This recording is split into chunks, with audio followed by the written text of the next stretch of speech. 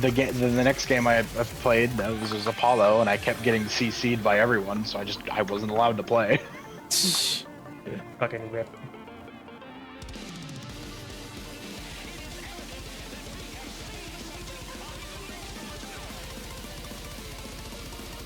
Yeah, today we're going to be playing fucking the Ship of Harkinian ports of Ocarina of Time, because why not?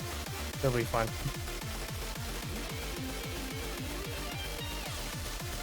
Why?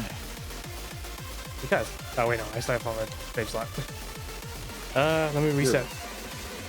You're a dummy. I sure am, aren't I? I don't know why the logos are blinking. Help.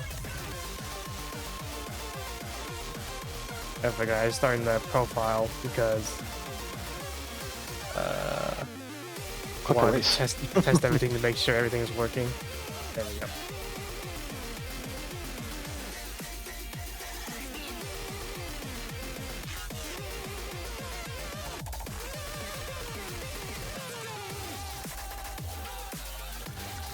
And also, primarily the reason why I'm playing this is because it's nice to be able to play this game at the higher frame rates, and also to have little quality of life adjustments like faster text, so I don't have to wait an eternity for the text to go by.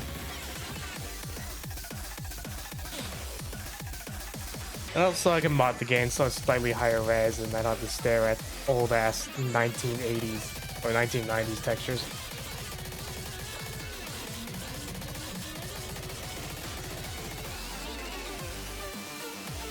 And also, being able to look at this game in ultra widescreen is kind of funny.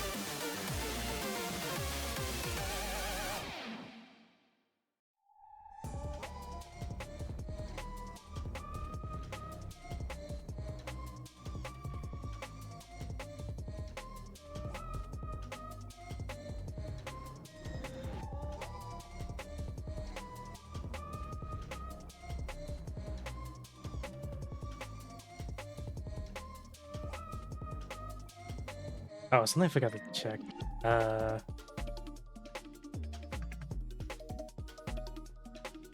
do I... Here we go.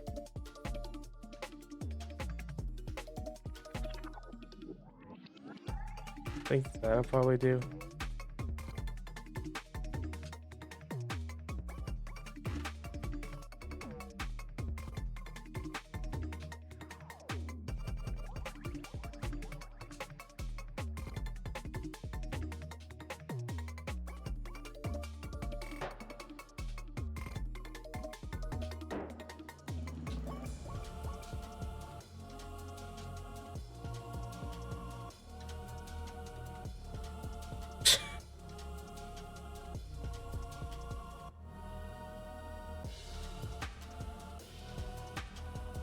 Every time I see this, all I can think about is Wayne's Breaking Bad intro.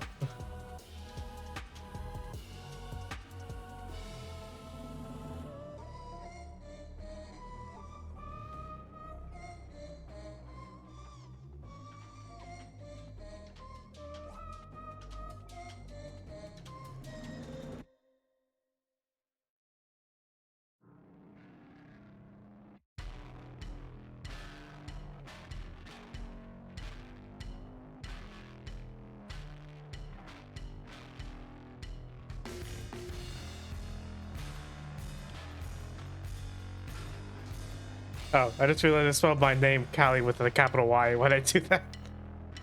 Oops.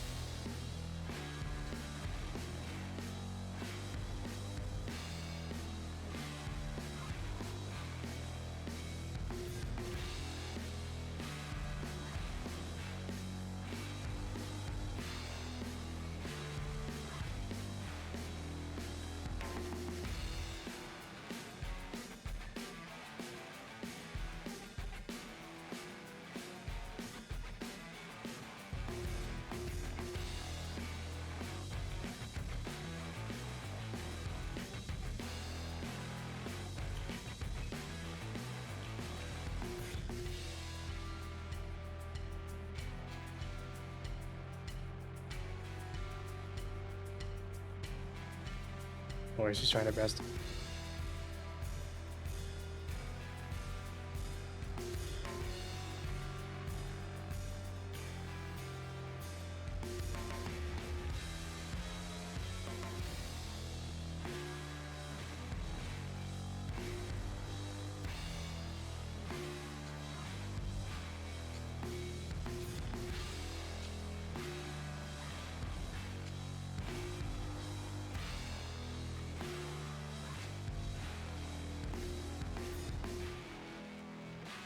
Meow. Meow.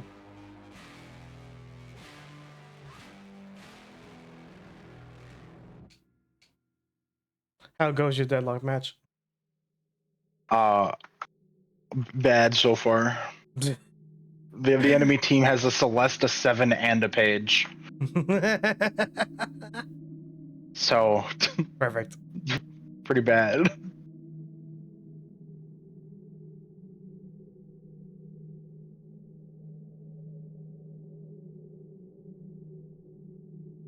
What's happened to her? Oh God.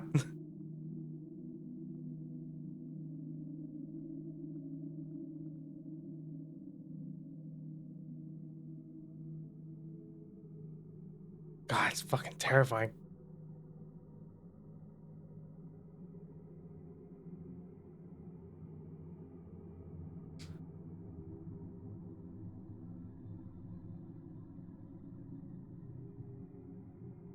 Cool. I am now the last one alive on my team. That's how it be sometimes.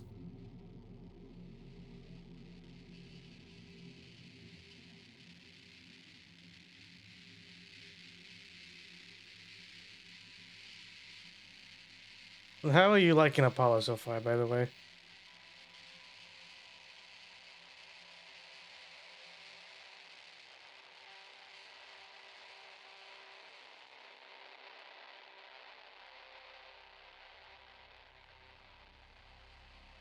And I live to tell the tale. And the entire enemy team is also dead. Hell So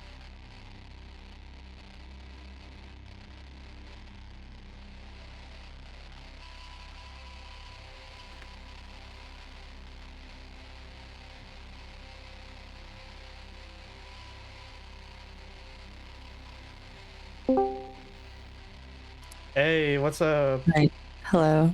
I'm Hello, still in Rhea. match, but I died, so I had time. Would you believe that's also Jackie's situation Yeah. right now? that's also the reason I joined, because I died. That's so fucking funny.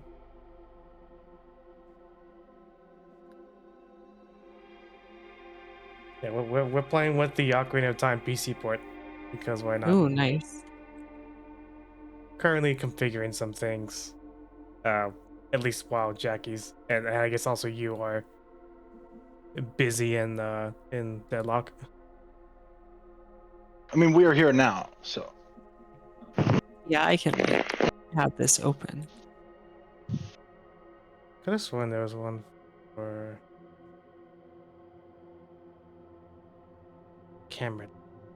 Where the hell is it?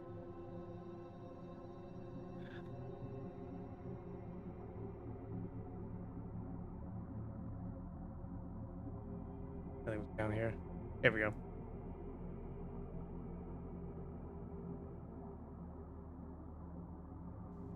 That'll work. That's a lot better.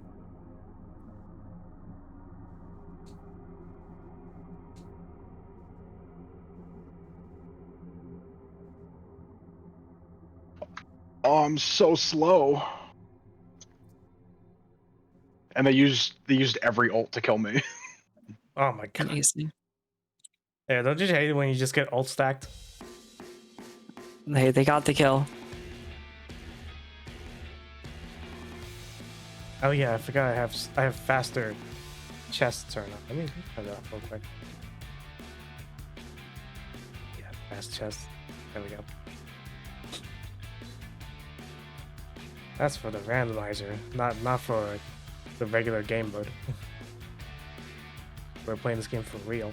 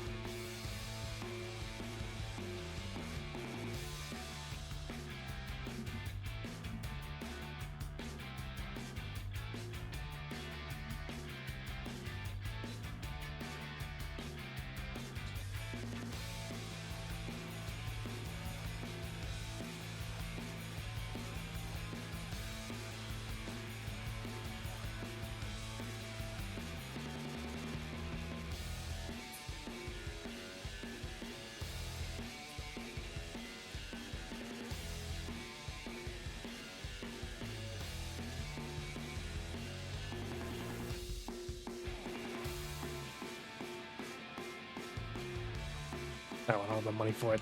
Rip. Can I get 5 more if I bounce this way? I can. Fuck yeah.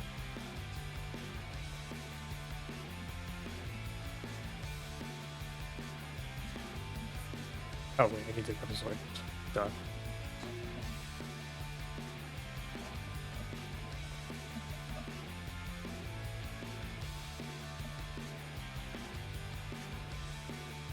Alright, just need one more.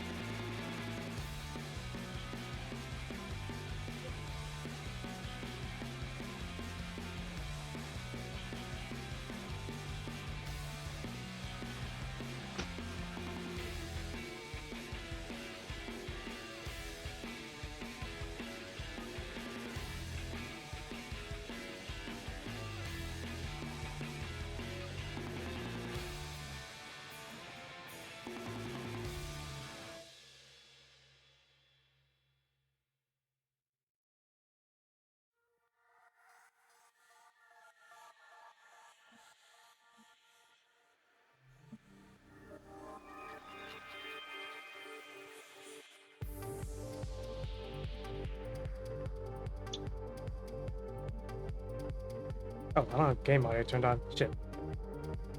Not that. Yeah, I was wondering why I couldn't hear it. That will cause issues. There will one. There it is. That's. There we go.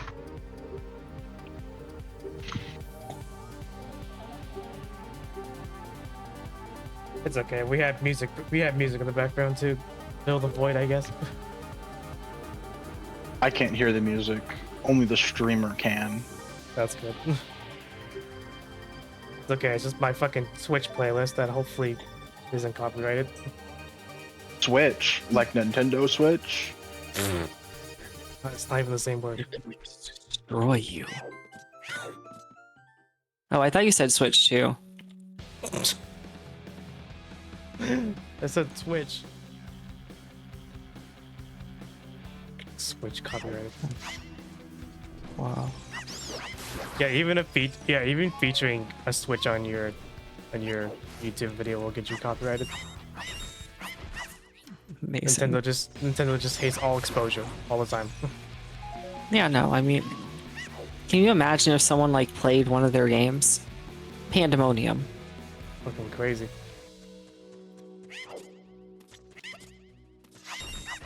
You gotta pay like a subscription service to even feature your Nintendo product on a YouTube video.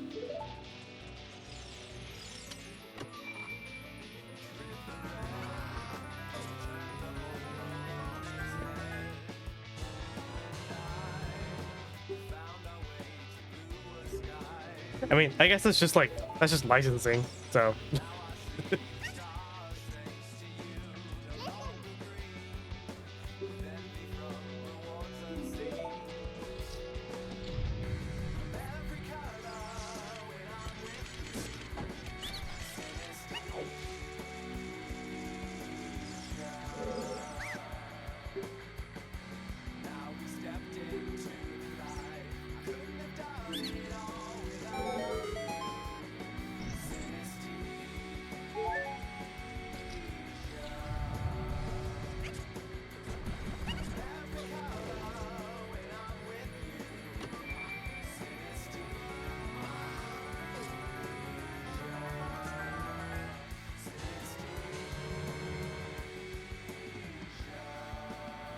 Oh, the entire enemy team having peeling and leech and shit is awful. Yeah, it's fucking having a bunch of greens along with leech just makes it stupid powerful. You gotta get like Scourge or Healbane at that point. Yeah. My game crashed the second the match ended. Maybe Just like, it's a sign okay, get that off yeah, it's probably a sign to get off.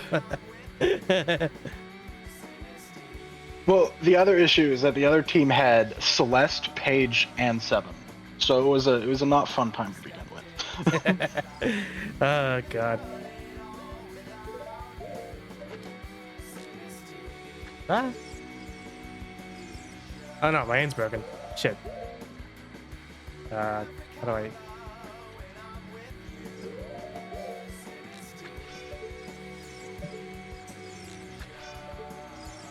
Okay, let me fix that.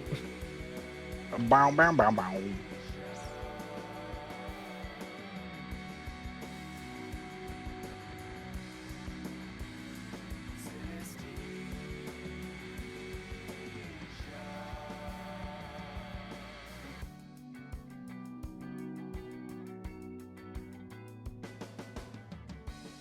Weird.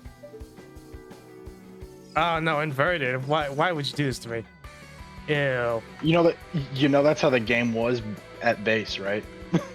I don't care. That's gross. I hate it. Yeah, Ocarina of Time and Majora's Mask, their aiming camera was always inverted. That sucks. Yeah.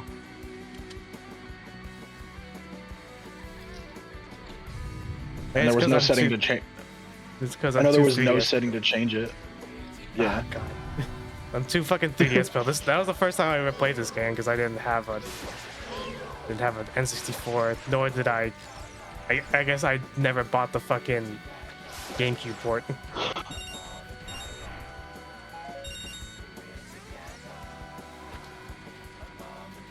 Which is I don't imagine it wouldn't be a good time because of controlling Ocarina controls on with the C stick. I heard was not a good time. Yeah. That does not sound great. It sounds about as good as using the C buttons for actual camera controls. No, yeah, honestly.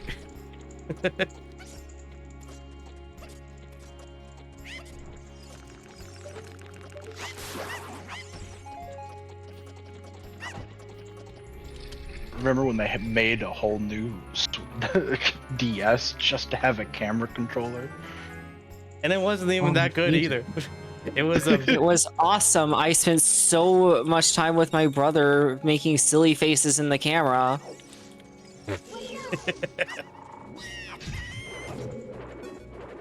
I set up. Yeah. The new 3DS now with the C stick in the top right above your buttons for camera. Then I God, think I only remember like 4 or 5 games on the 3DS actually used. The only one I can remember off the top of my head is Xenoblade, the first one. Oh yeah, huh? Because the first Xenoblade was a 3DS game. The first time that Nintendo ever attempted to make that game accessible in any way. Before they just made the Switch version, which was just downright the best way to play that game. Or the Wii U version. That also existed. Was it on Yeah. Wii U? It was. The first one was. Same with Xenoblade X, I think is what it was. Yeah, Xenoblade X. But yeah, Was it- no, the first Xenoblade before they ported it over to console, I think was like it was a 3DS game, and it was Yeah, made yeah. specifically for the new 3DS Yeah, because it had because- that tiny little camera button. Yeah, I think also because the 3DS memory probably couldn't handle map loading in the Maybe. original fucking game. Maybe I know Minecraft was on the 3DS, but only the new one because it had the camera the camera stick in the top right. No, yeah, because otherwise, I imagine how you would control the camera was probably with fucking, I don't know, the gyro controls maybe, Maybe. or like just do like the mobile version, just control the camera with the touch controls.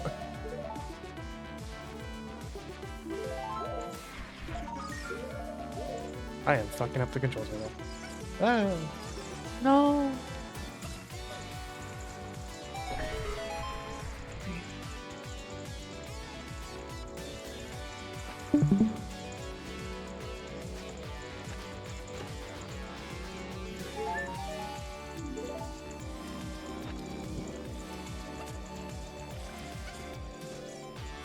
The 3DS version was also the first time I played Majora. And it was also probably the best way for it, like minus the controversial art style changes. Yeah.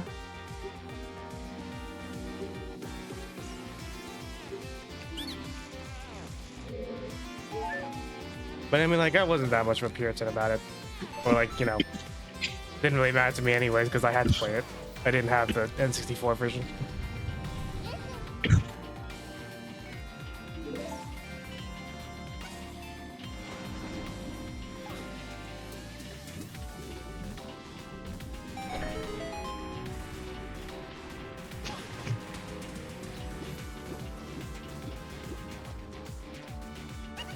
Ah, fuck.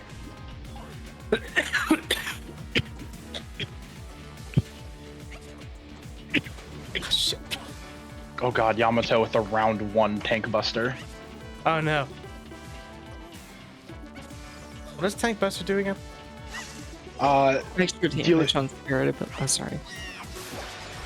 Well, if you want to explain, you can. Extra damage on spirit abilities.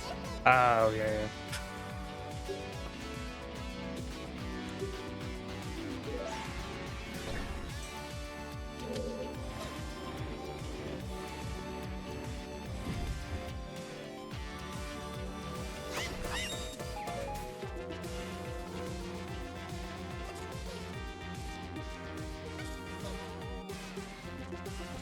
It always kind of seems like the melee characters have like the most busted abilities. I guess because they lack projectiles, so they have to overtune their regular abilities to make up for it. Yeah, I guess.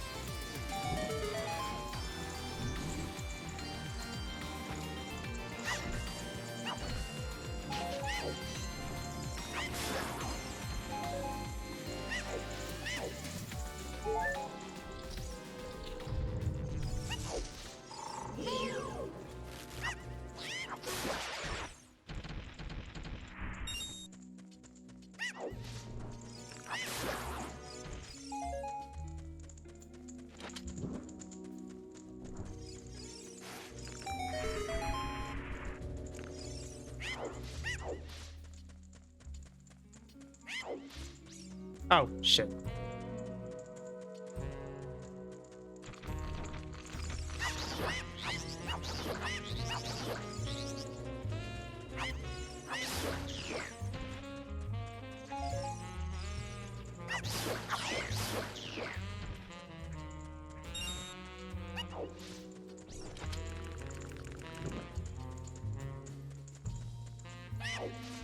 So Jackie, what's your favorite Zelda?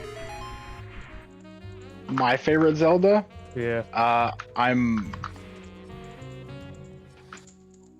really like the Wild series of games, but I really like Twilight Princess.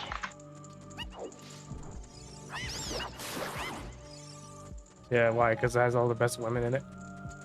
No. Gosh. That means yes. I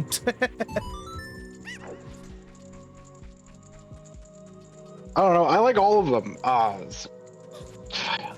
Though I am partial to Ocarina because it was my first one.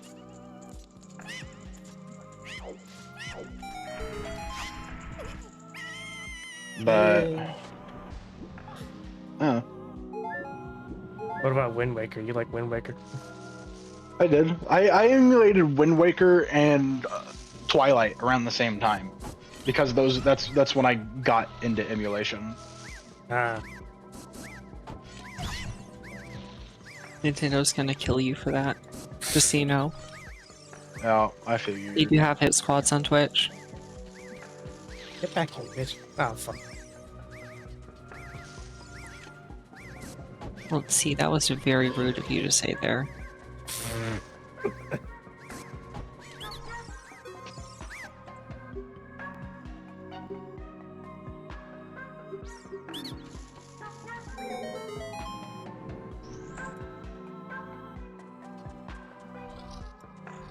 Okay, I'll take Refresher as Celeste if I have to.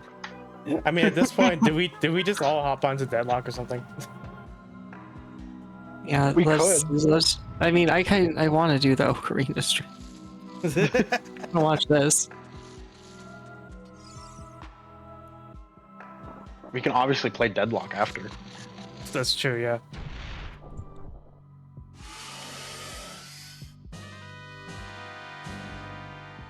Oh, but I must pause the epic stream because my food arrived. I'll be right back.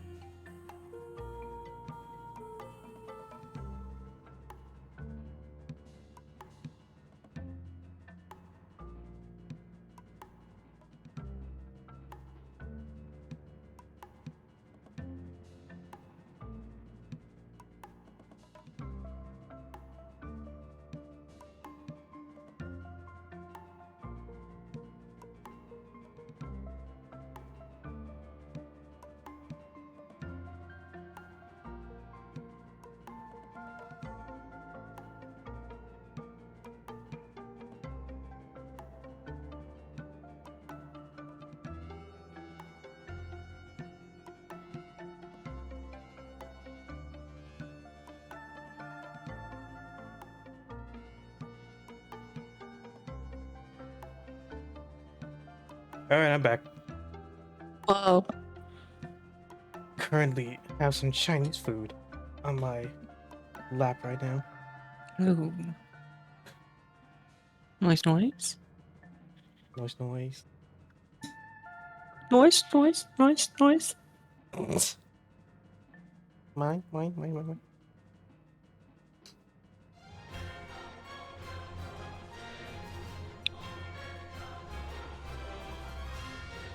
Are you two playing together or are you in separate matches? I'm not in the match anymore. I stopped playing it. Oh. I thought we were just doing a last match until. Yeah, Well, Jackie, are you Yeah, still I in the didn't game? expect. Yeah, I didn't expect Jackie to keep playing. Oops.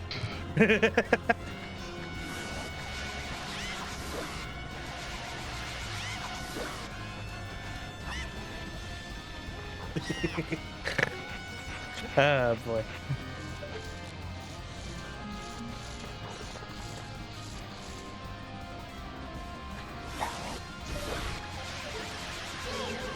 And it should die. There we go.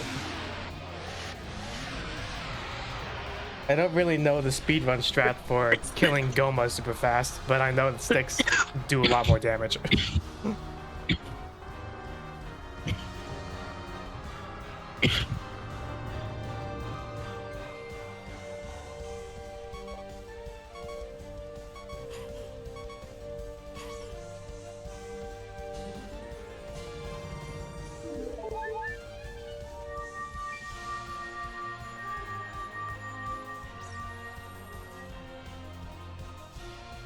I just watched a Venator counterspell the Apollo's ult damage. Yeah. I mean, counterspell do that.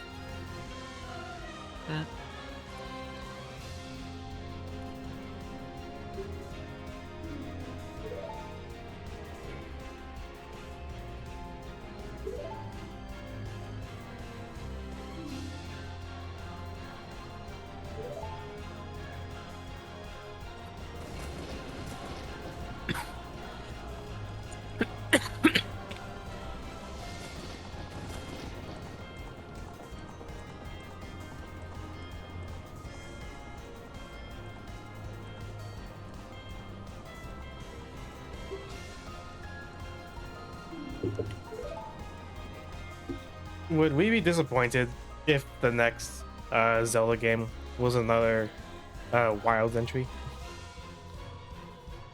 I feel like people Yeah. are. I do want them to do something else at this point. I feel like people are at a point with Zelda. They're like, let's get out of the wild era and do something different. Because you've had like, I think 5 games now. I feel like Nintendo in general, I'm liking a lot of their output, but they're leaning heavy on like mechanical sandboxes right now. Yeah. And I would like to see something different, and we're mostly only really getting that with their smaller releases. Yeah, because like the weird thing about the Wild series is that there honestly isn't a lot of games, but it's been going on for so long that it kind of feels like it does. Because like Yeah, like yeah, it's just 2 games. yeah, like well, we're also kind of like I guess like the Warriors games too, because like they have like Age of Calamity and what was the second one called? I guess, but I just consider those Musou games. Yeah, that is fair.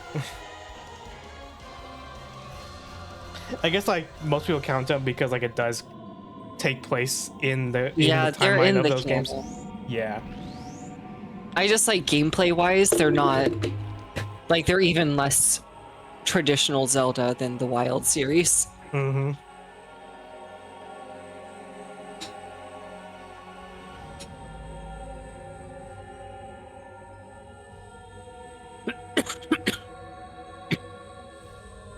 It is kind of interesting that we got like 3 Zelda Warriors games. I guess because like the first Hyrule Warriors was sort of like a mishmash of all the Zeldas, so it's kind of like in a different vein to the Wilds Warriors games. Yeah. Ritsuchiwashi owns.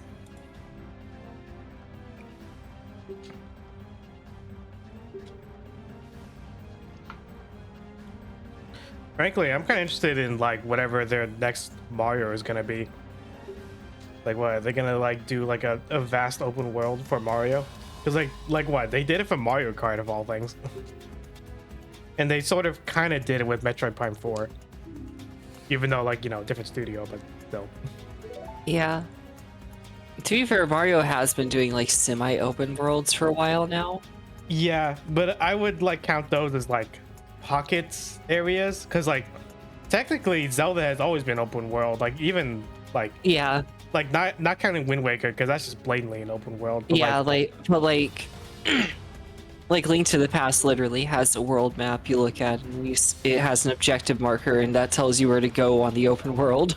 yeah, which is really funny to look back on. Honestly. Yeah, it like figured out like the next 20 years of game design just then and there. Yeah.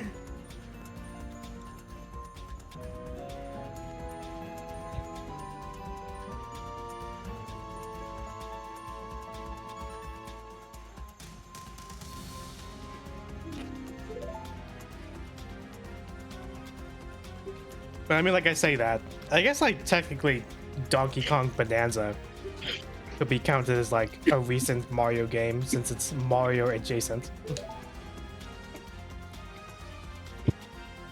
Oh yeah, And Bonanza's great. Yeah, and like that game was like what? It was like actually I don't know the structure. Was it a semi-open world like Mario Odyssey? Yeah, basically. game? Donkey Kong Bonanza. Yeah, it was basically a big stack of levels where you would go up and down, and within the levels, yeah, it was a big open world you explore in. I see.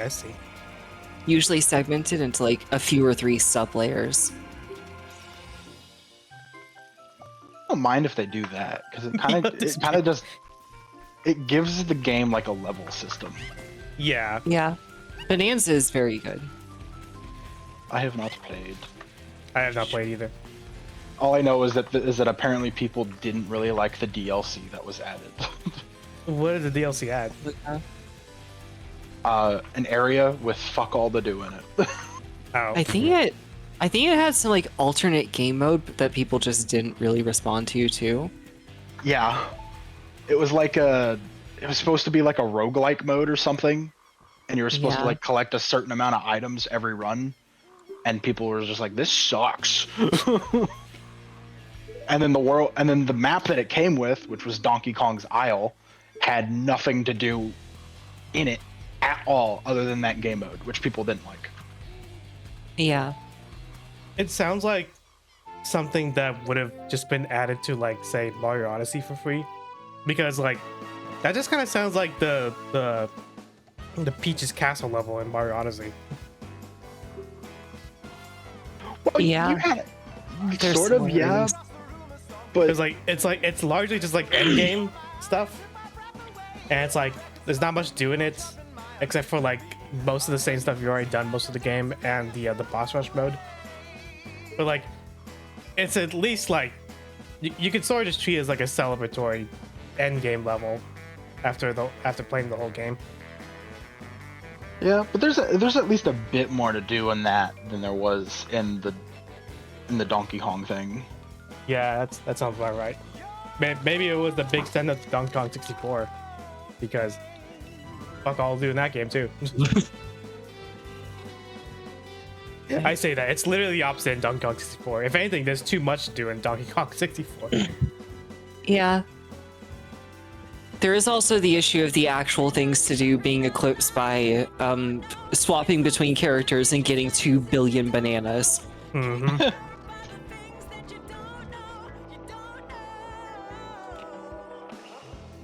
What is it?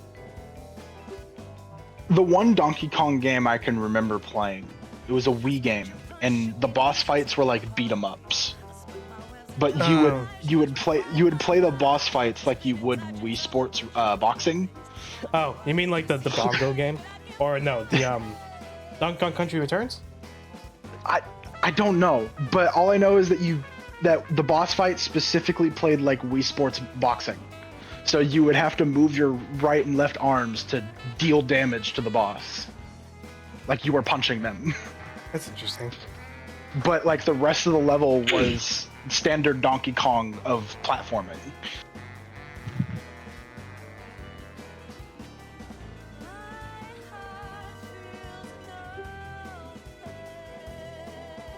Wow.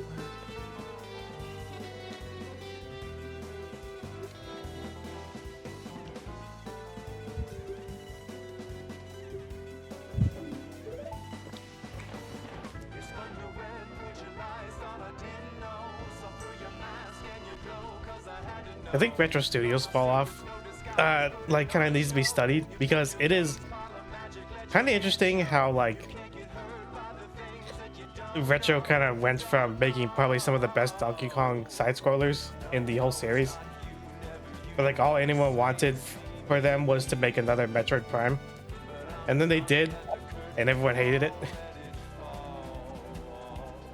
Okay, here's the thing. I don't want to call that a complete fall off because at the very least, those Donkey Kong side scrollers were some of the best Donkey Kong side scrollers. Yeah, They were good games. Not only that, the first couple Donkey Kong games were side scrollers. Yeah. It's more in the line of like when Donkey Kong Tropical Freeze got announced, there were a good subset of people that were mad that it And was they a were Donkey Kong wrong game. because Donkey Kong, his Tropical Freeze rules. Yeah, it was, but like the it argument had was less the- about the game's like predictable quality Yeah. and more just like there was mad there wasn't another. Yeah, I Metroid game. understand. I'm just trying to dunk on the haters, just trying to own Y'all my enemies. Yeah, Y'all it was- forget that Tropical Freeze had the new Funky Kong mode. I think that was specifically the Switch version. People are always forgetting that Tropical Freeze has the Funky Kong mode. I'm always saying this. That's the mode with the gameplay itself, right? Funky mode is a beginner-friendly easy mode.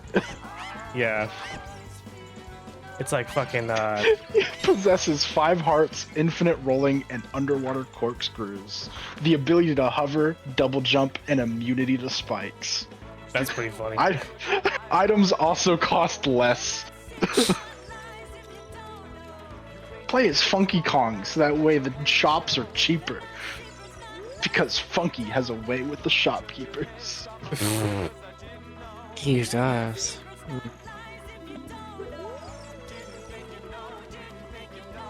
Oh yeah, here's a fun thing about this area. So like this looks pretty normal because it's pretty much just a 3DS version. This whole background is pre-rendered, and it's not too noticeable on original hardware. But like, God, just look at how it fucking looks. Yeah. Let's see, how do I toggle custom textures? Oh yeah, no, it's like a revolving painting Yeah, Yeah. on the original version. It's It's all literally just just- one image. it's literally just like like a screenshot of Five Nights at Freddy's. Yeah. It's so funny because the next game to come out, I think after this, was Majora's Mask. And Majora's Mask didn't really have a whole lot of revolving textures like this. Yeah, I don't think it had any I'm gonna BRB real quick. because it Oh, you pokey. okay because it had like the it had like the fucking texture pack thing, which allowed like more like I don't know if it was higher resolution, but just more textures in the game, and it was just required to have to like even be able to play the game at all.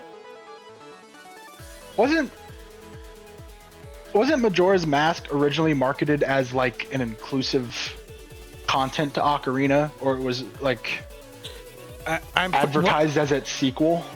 Yeah, because Majora's Mask was like it very explicitly reused a lot of assets from Ocarina of Time. It did in a very smart way, but like it's pretty much how they were able to make the game at all.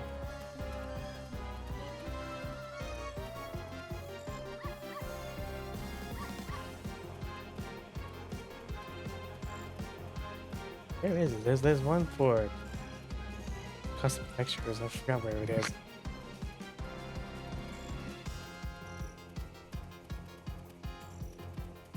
Okay.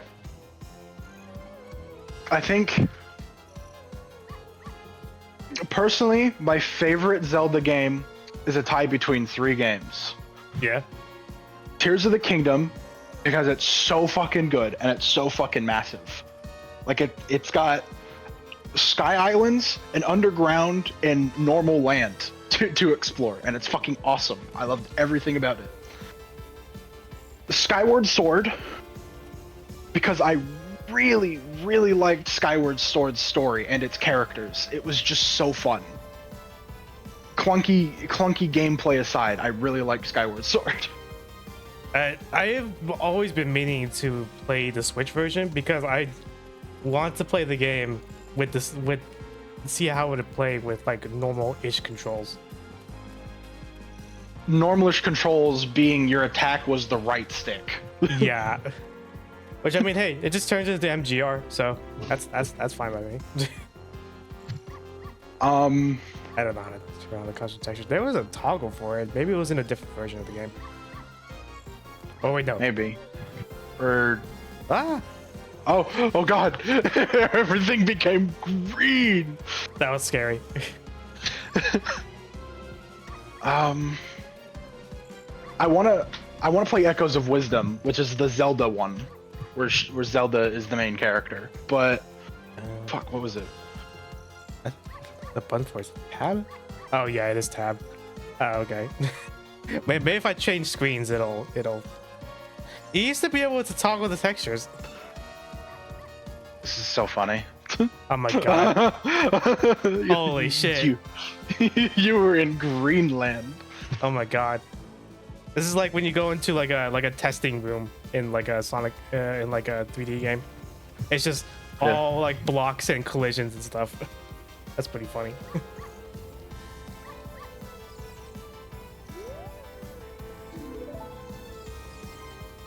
Ship of Harkinian has like a billion different versions. I guess like one of the ones I used to play lets you toggle the textures, but I guess not this one.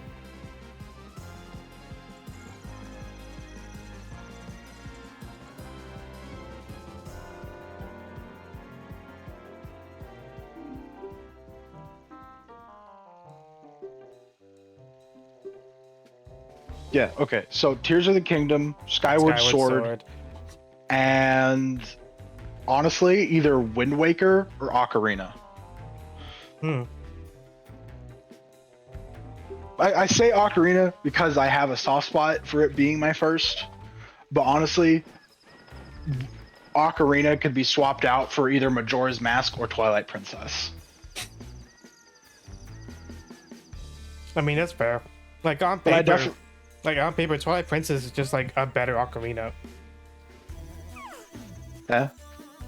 Yeah, because it mostly just had like the same like motifs and gameplay designs and all that, but they're just more polished, and also the game's longer too.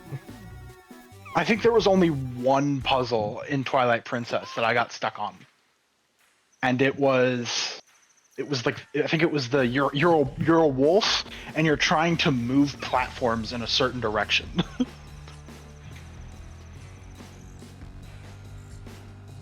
Trying to remember. You know what area it's in? I think it's leading up to getting the Master Sword. Oh yeah. We have to make statues move on platforms in order to get them to certain spots. Yes. One statue follows you, one goes in the opposite direction. Yeah. That was the one puzzle that I got stuck on.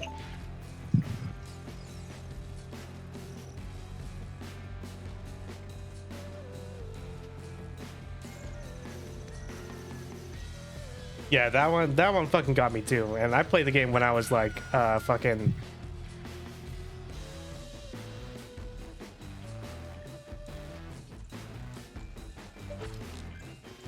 Yeah, that's better. And like I played the game when I was like fucking like 10, I want to say. What interests me is I wonder how. I guess I want to know how the next Zelda game fits in the Zelda timeline.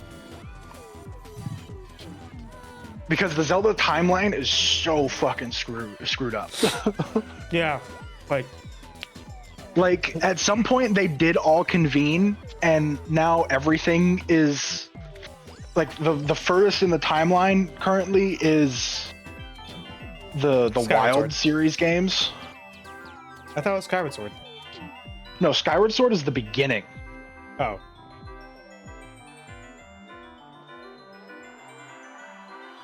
Wait, what'd you say about Breath of the Wild again? Breath of the Wild and Tears of the Kingdom and those Hyrule Warrior games are the furthest in the timeline. Yeah. However, Age of Calamity is not canon because they screwed up the story in it. Yeah, they went Because to a it's- different ending, so Yeah, they Breath of the Wild didn't happen. Yeah, they beat Ganon in Age of Calamity, which is not supposed to happen in before Breath of the Wild. So only so up to a certain point in that game is the series is the game considered canon.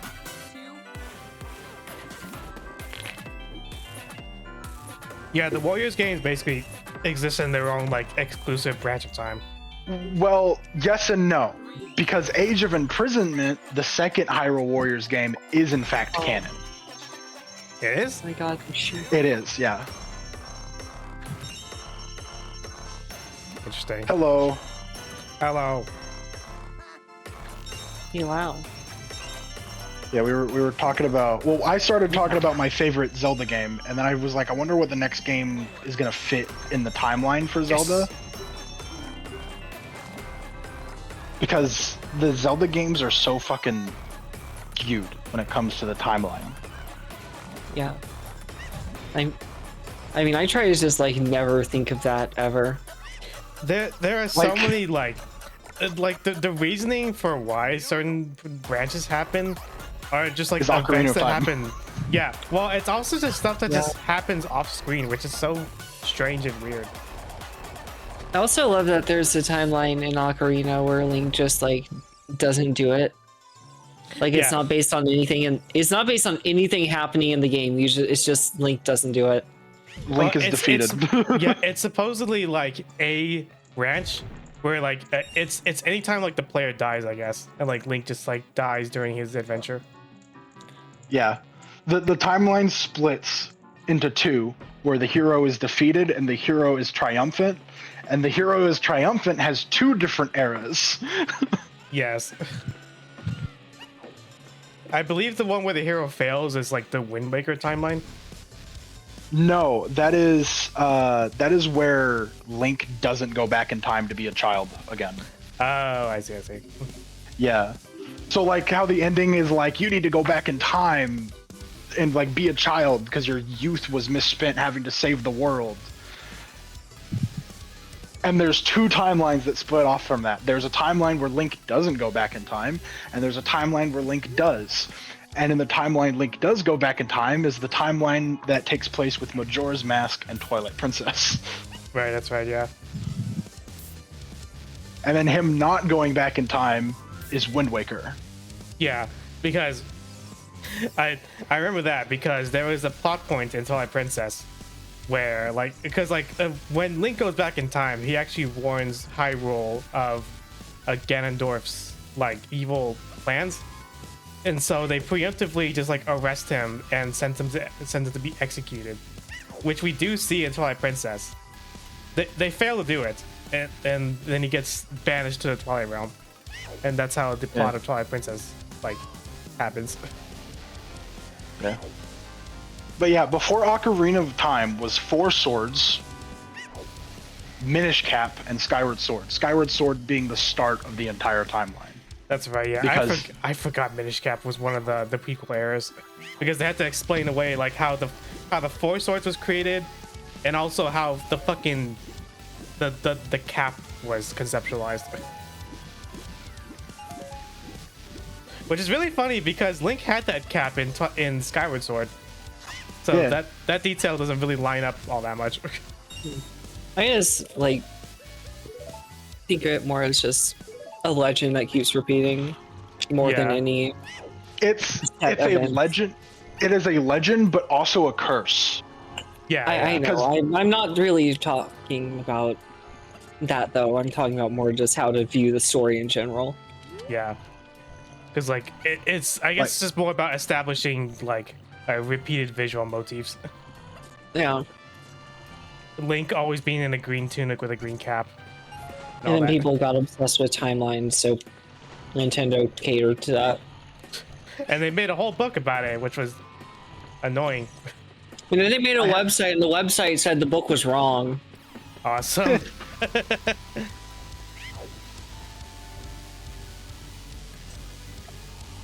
That's the big thing, is that like there's no real clean way to do it. Even Nintendo just has to connect background details because they didn't plan any of that out.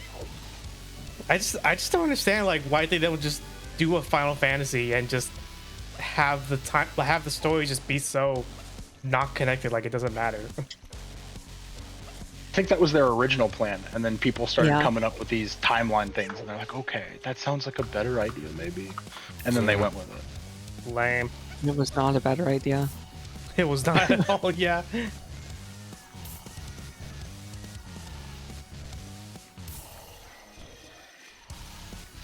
Like the Metroid games barely do it because like the Prime series is like Yeah. it sometimes contradicts the mainline series, unfortunately. Especially when they also reveal that Metroid Prime 4 takes place after Super Metroid, I think they said. I thought all of the Metroid games were like before one of them. Like I know all the Metroid Prime games are before Dread, and Dread is like the furthest in the timeline. Yeah, so specifically Metroid Prime 1, 2, and 3 take place before Metroid 2 on the Game Boy. So between Metroid 1 and Metroid 2, there's this entire like whole thing with Samus and the fucking Dark Samus and shit. the Metroid Primes and all that.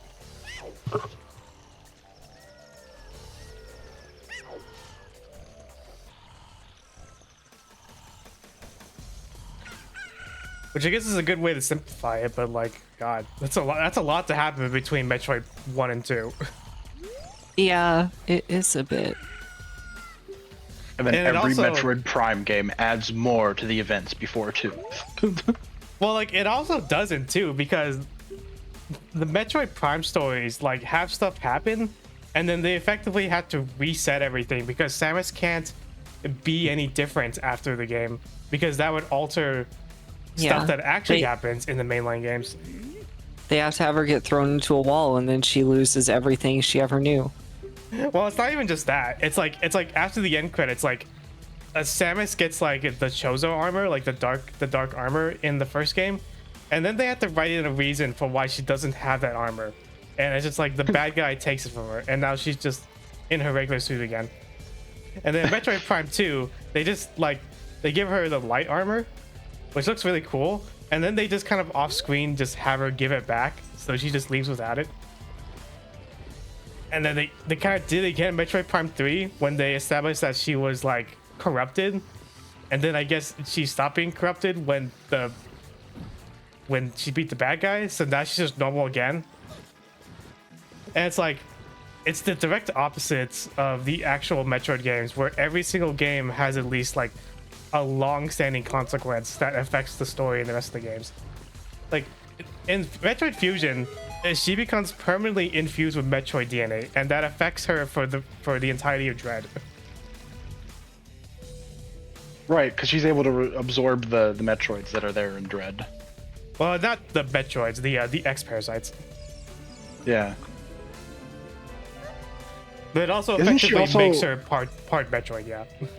Isn't she also part Chozo as well? The Yeah. bird people? She is human born, but when her colony was basically killed by space pirates, she was taken in by a couple of Chozo people, and they raised her as their own. And while she was growing up, they infused her with Chozo DNA so she could be genetically enhanced, basically. while also being gifted the power suits. It's also a Metroid, not Metroid, a Chozo offering. Which is supposed to explain away how she can do all the things she can do in each game. Like, she's effectively superhuman.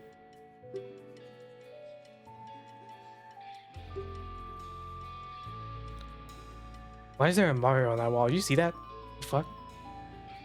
Mayo. Wait, there is a Mario on that wall. What? Oh yeah, I remember that being like an Easter egg. They just put that in. There's Donkey Kong. Donkey Kong. I think that's like a Mario Party model. I was like, I'm gonna walk over to that wall after this cutscene ends. I want to see if there's more we can see in there. Well, when this cutscene ends, technically it kicks you out of the castle. No, you have to walk to the entrance for it to do that. I can still walk around a little bit. Ah.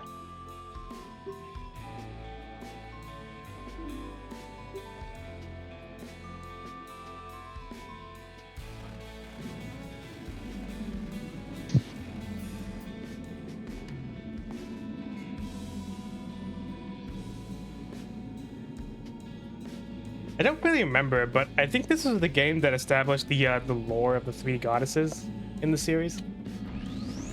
Pretty much, because I think it was because every... I feel like this is the only game that actually talks about the three in depth. Because I know Skyward Sword was all about one goddess, and it was Hylia. Yeah. Which is kind of funny, because I don't think Hylia is ever mentioned again in another game.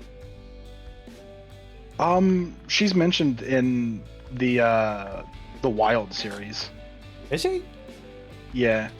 Because I know Zelda's supposed to be a reincarnation of her, isn't she? Yeah, essentially. In the same way that Ganondorf is a resurrection of Demise. Yeah, and then Link is just a resurrection of Link in every timeline ever. Yeah, exactly. Oh, how it must suck to like be born and to find out that you're Link. Yeah. Yeah. Congrats, we're naming you Link. Aw, great. That means I have to go kill a Demon King in my older years. But being born as Zelda means you get to get kidnapped and be tortured by a Demon King, so you know. It's that's not probably a win not either. any better. Oh man, like they did it in a really funny way in the Hyrule Warriors games. Like Zelda just like wakes up, like the first Hyrule Warriors. I mean, like Zelda just wakes up in her bed. She has a premonition of a great evil, and she like tells Impa, and like we have to find the hero of time.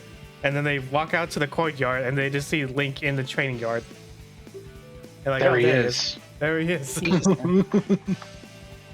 You've been there. Which, you know, I guess is a first. So I don't think we've ever had like Link be a royal guard.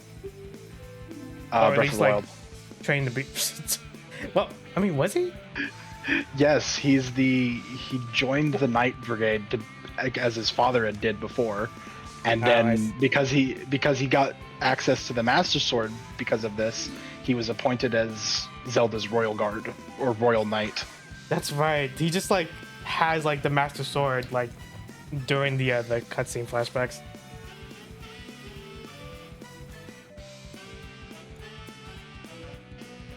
I dropped soy sauce on my fucking.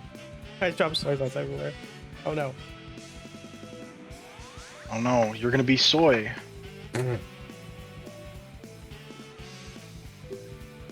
I wish that would be cool. People don't think soy. Soy Link, you said? Soy Link.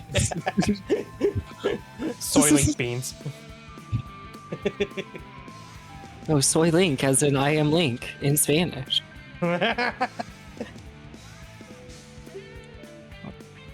¿Cómo estás, Zelda?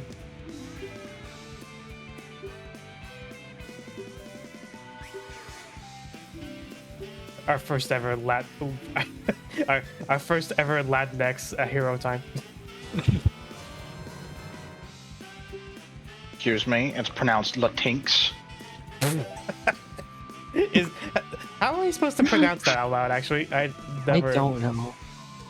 Okay, The general It was- consensus that I've heard it pronounced is Latinx. Latinx. I like don't know why anyone would settle on that. It feels like a psyop because it just sounds so unnatural. It honestly does, yeah. Like this salmon. Also, like if you want something that actually sounds good with Spanish, Latine. Like use an E for gender neutral and not X, Y and X. I don't know.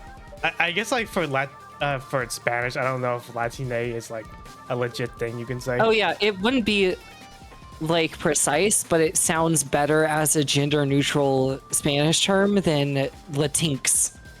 Latinx. It sounds like it would actually maybe be a thing. Oh man.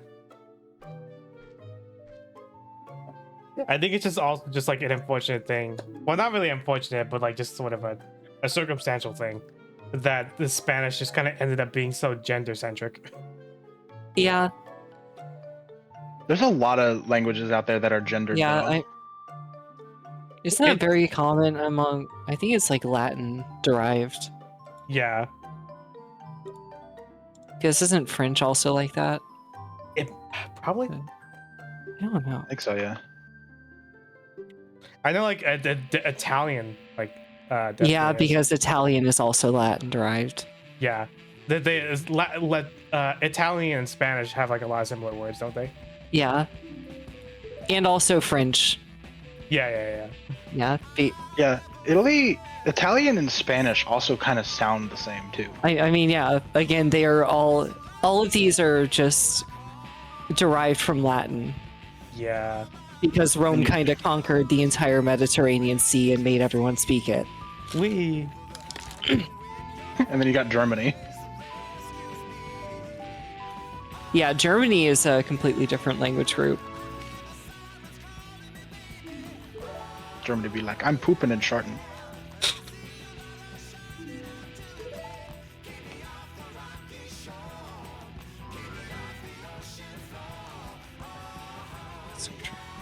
Welcome to Germany. Our words have like 7 syllables.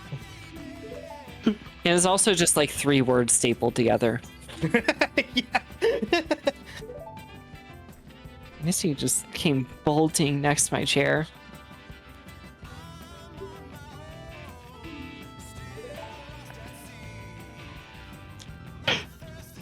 I don't know how to say this, but there is a German word with 63 letters in it, and it translates to beef labeling supervision duties delegation law. Yeah. It is. Yeah, sometimes they'll just decide something needs a word and staple the words together. There you go. There is the word.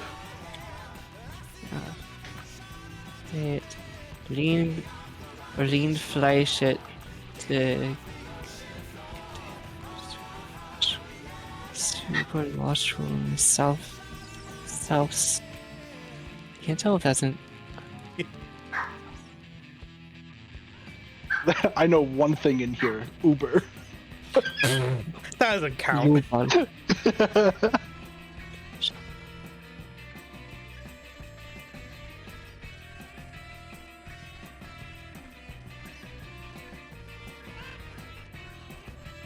actually know 2 things because it says that twice. Oh, that's true. That's true. There's another one here called the Danube Steamship Company Captain, and it's also one whole word. Yeah. Sounds right.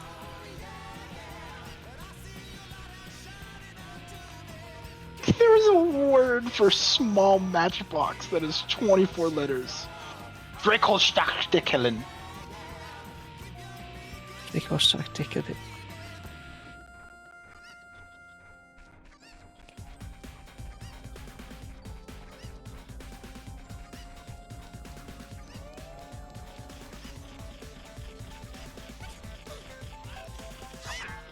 Fuck you, spider.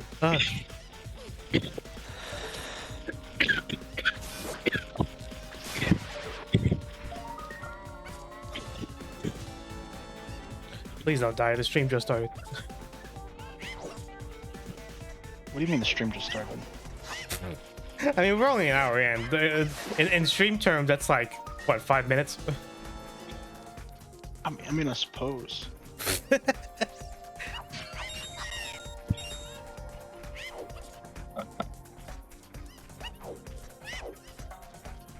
Oh no, what happened to her?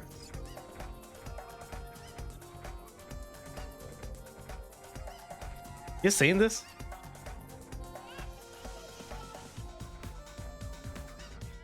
What is going Oh. on? Oh. Her Oh. textures got misaligned. I have an NPC texture mod. It might not be working that well. That would do it. They grafted the wrong NPC on her face. No, it is the right NPC. It's just in the wrong X and Y coordinates. Let's put everything on her face. There we go. Just put every single texture on her. The 2 megabytes NPC. Needs more megabytes, TBH. That's how big like Ocarina of Time is. Like it's like 5 megabytes or some shit. Probably around that. I wish games were that size still.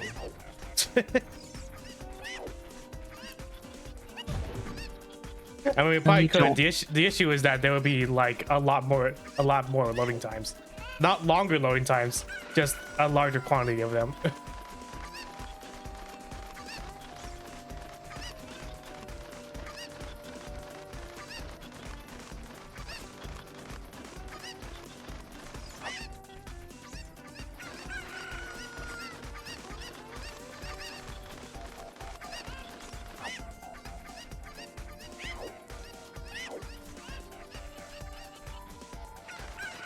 That's kind of a funny difference in between the Zelda games, because like Zelda doesn't have like really long loading times, but like there's at least a good number of them because of how many times you have to go in and out of buildings and between areas. But then you got like Wind Waker that just has like an entire ocean that just kind of loads as you go around, and the only time you have a loading screen is when you just go in a building. Oops.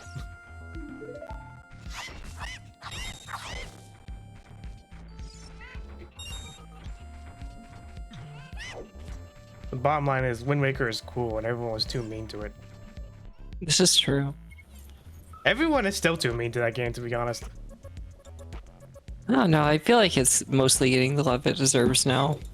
It is, but you'll definitely see like the occasional person be like, "There's too much fucking water." I mean, I can at least understand that. It's definitely true. At the very least, if you don't plan out like your courses, and you have to use the Wind Waker every 5 seconds. Less so true on the Wii U version, because you can just use the Super Sail and just go anywhere all the time forever.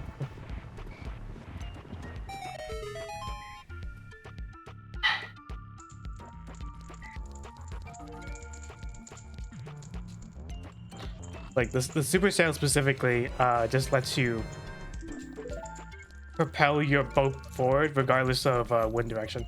So you like never have to use the Wind Waker to change winds unless it's for a puzzle.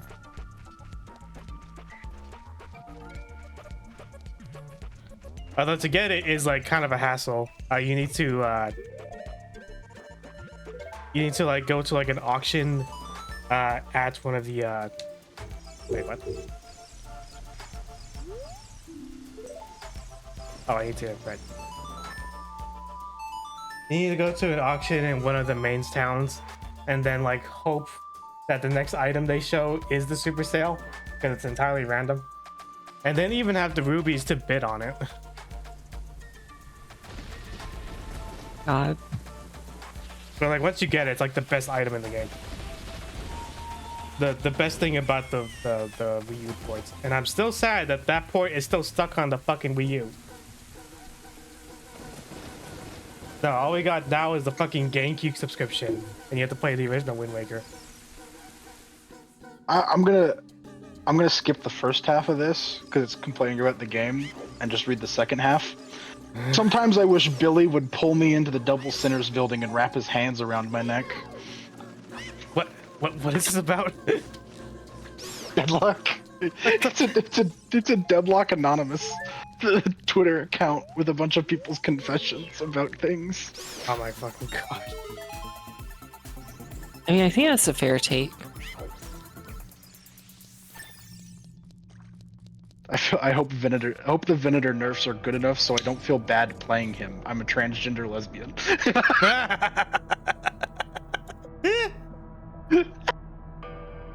That's kind of insane. Just gotta like make sure people know.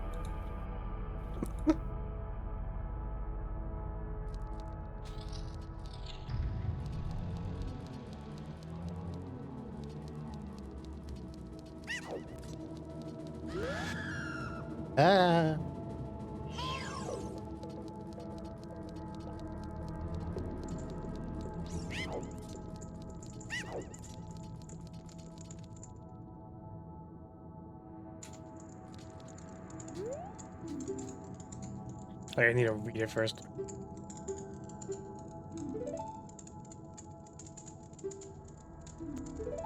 I really hope when they do a remodel for Yamato, they keep her forehead because she looks weird, and I think that's okay. Green heart emoji. True though. Was that confession before the game got its overhaul? No. So the confession thing, or the anonymous people, that this account is new, and Yamato has had that model since when I started playing. Hmm. Which is roughly around the same time Rhea started playing. What? You played Deadlock first, and then like a week or two later, you invited me to play the game, and then that's when I started playing. When did you say was around the time I started playing though? Yamato's model with her giant forehead. Oh, okay.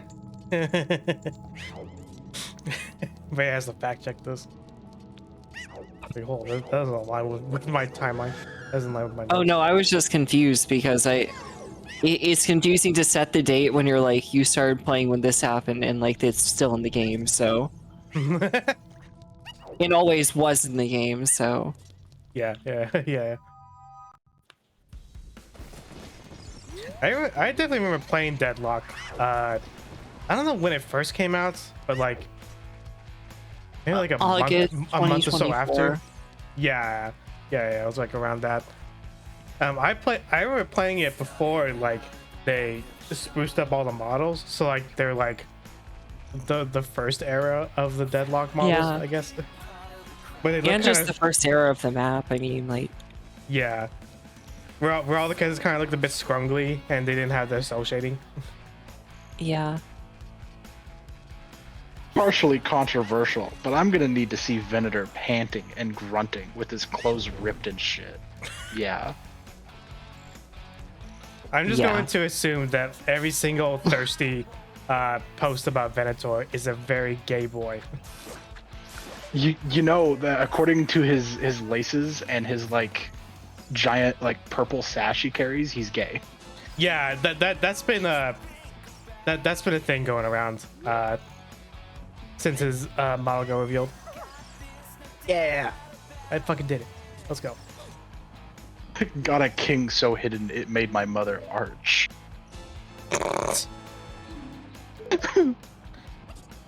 Yeah, well, don't be doing that with your mother. Very, very normal. The chuds on Twitter are annoyed that people made that comparison when Venator got revealed. Y'all ever wonder how Billy gets his shirt on? Surely the horns would get in the way.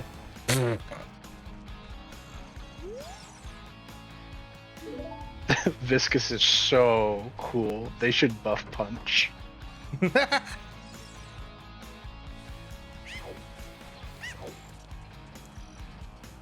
I remember back before Viscous got his model redone, and he just kind of looked like a weird green thing.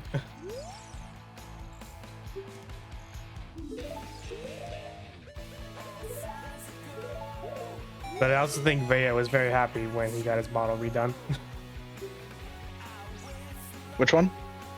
Viscous. I mean, he never got his model redone. Yeah, he hasn't gotten his Or he new model never yet. actually got it implemented. I thought he got a new model at some point. I remember his model looking different before. No? Oh, wait. I think they drew on eyeballs at some point. Oh. I think there's like But that's 5 weird. characters in the game that have yet to get a new model. Yeah, that sounds about right. I know Grey Talon is due for a remodel at some point. Or at least I could have swore he is. Some of them definitely need new animations.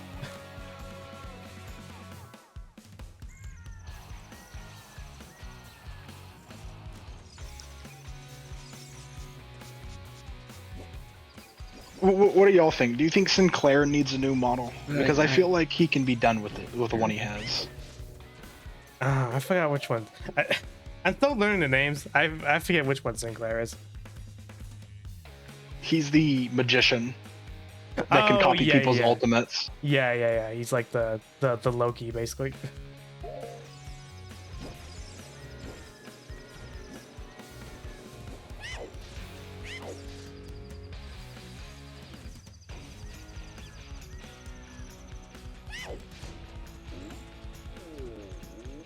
I'm not very good at the game, so when people inevitably yell at me, I tell them I'm 5.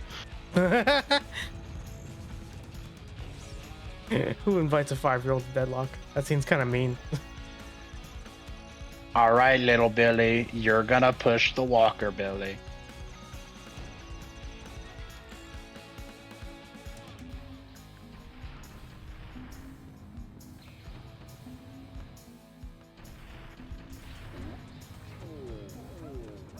Do you think they would ever add a mode that is just the bomb run mode from TF2?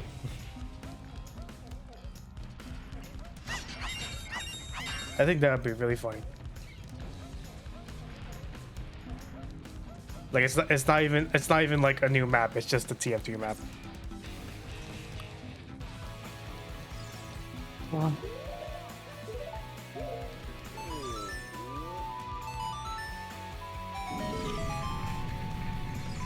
Playing the ocarina on here was so much harder before because I had to map the C buttons to the face buttons, so I had to fucking press the notes in a really strange way in order to play anything. weird. And there was no mod to change the UI to be the buttons, so like I kind of had to trial and error it sometimes. It fucking sucked. Technology.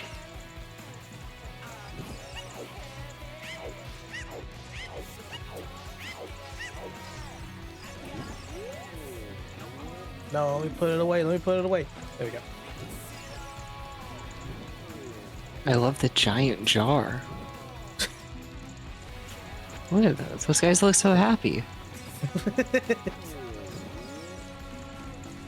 What do you think the Gorons smell like? Rocks? It's a good question. I'm imagining like wet clay smell. Like just an arts room. Gotcha. This is a very important question, Jackie. You're Yeah. very attracted to the Gorons. She's trying to imagine the pit smell. Yeah.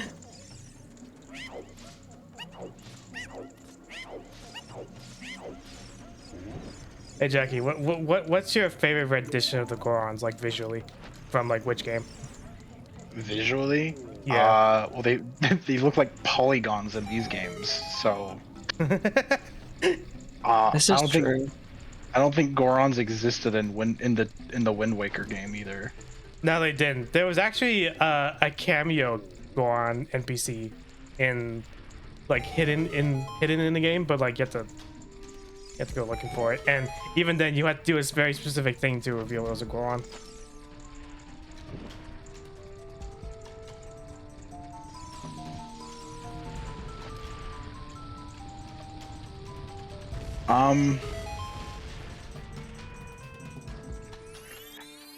I don't think I really liked how they look in Twilight Princess either. Oh, I did. I love that they were all wrinkly and lumpy. That they look awesome.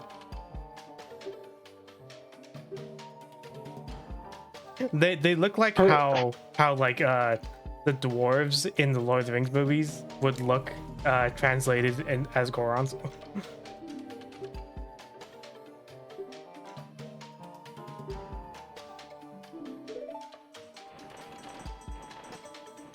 Personally, I'm gonna have to be honest. I honestly like how they look in the Wild series the most, just because they look like normal-ish, I guess.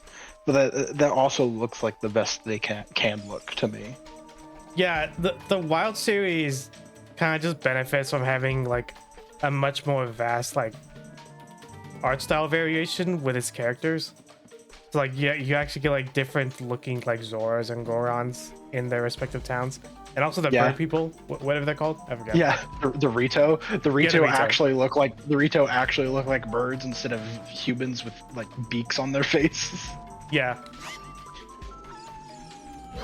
Which was the first time they showed up in Wind Waker. Yeah. It's kind of strange. They explain the Rito away as Zoras who just evolved into Rito, but in Wilds, the Rito and the Zora are just in the same place, so fucking never mind, I guess. They evolved separately. I guess so. I mean, like, I guess that would make sense. You know, evolution is just location based, so I mean that wouldn't make sense.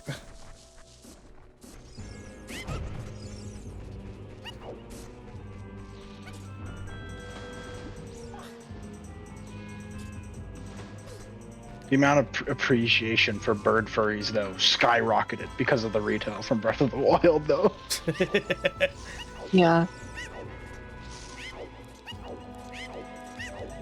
Gotta get my Rivali. Were you also the a fan of the Falco bird from Breath of the Wild? Rivali? Yeah, whatever his name is, yeah.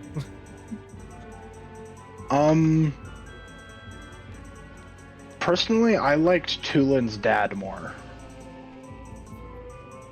Teba. Hmm.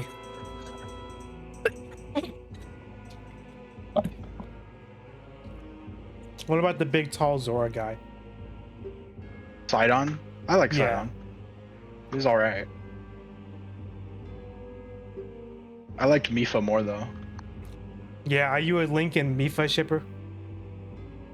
Mostly because Mifa was in love with Link and was like gonna give him, you know, the royal garb for being like, I'm gonna marry you. And like they were friends since apparently they were kids, so that's also a huge thing for them.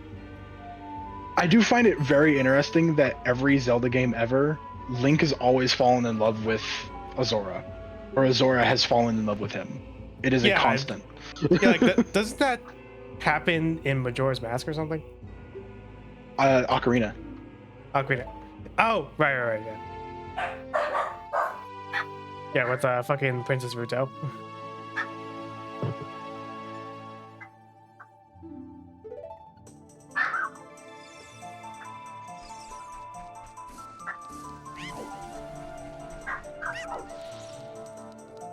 You ever read the Ocarina manga? No.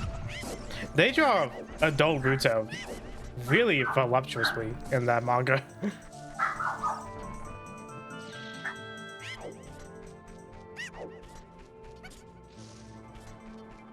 Like the Zora don't have nipples, but I feel like they would have tried if they could.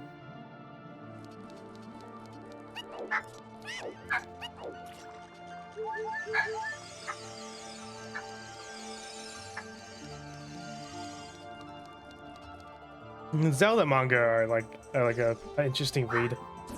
In the Ocarina manga, they established that at one point young Link had a pet dragon, and that dragon became the boss in Death Mountain in the future.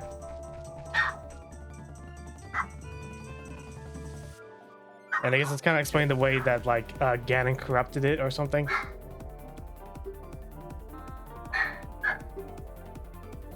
and made it kind of extra gnarly when Link just kind of chopped his head off.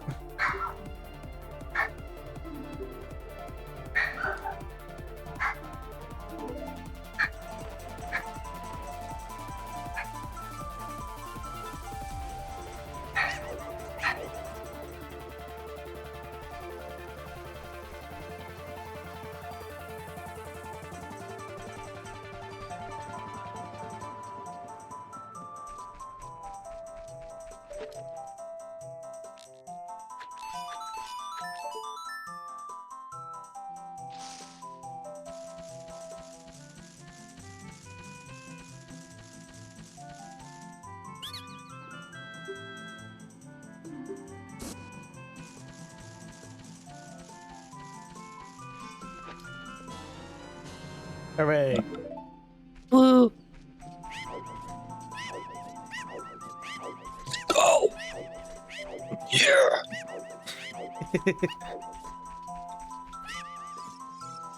How'd I go again? Oh, I got it. Nice. Hooray! Goodbye, Skull Kid. See you in the next game. We will most likely play Majora at this game. There is also a recompile project for that game that I want to play. Ooh, nice.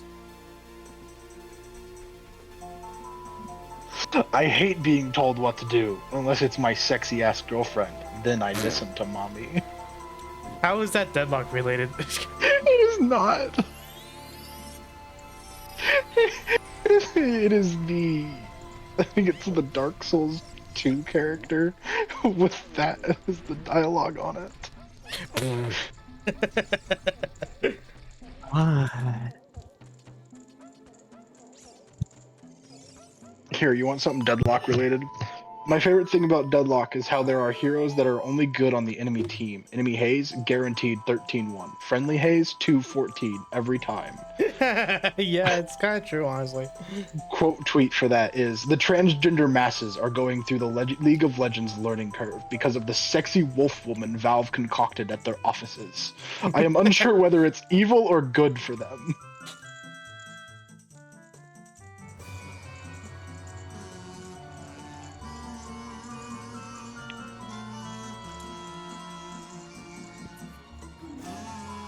He's excited. This is a rowdy boy. Oh yeah. Callie, I'm gonna send you something. Is it Goron porn? No! But there's something off with the image.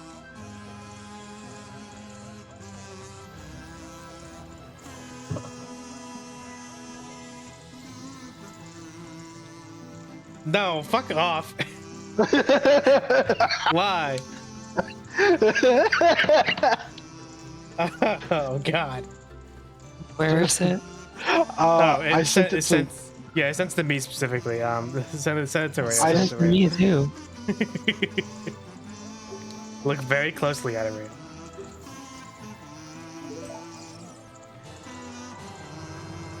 Ray. He's he's pleasuring himself, it appears. Fascinating. You know, these guys' behavior really is something.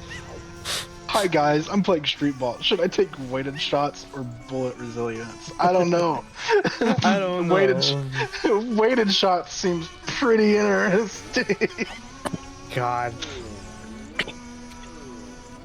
I am loving that the public perception of Deadlock is that it's just full of trans women. I mean, it's a Valve. Yeah, it's a Valve game.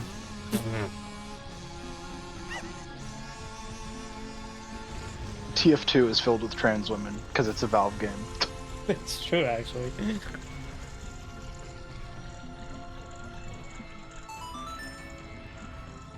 Wait, rubies, that's it?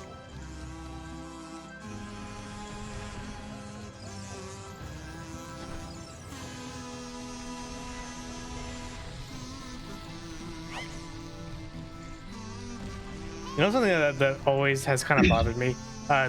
the currency in Zelda is called rupees, like not rubies, rupees.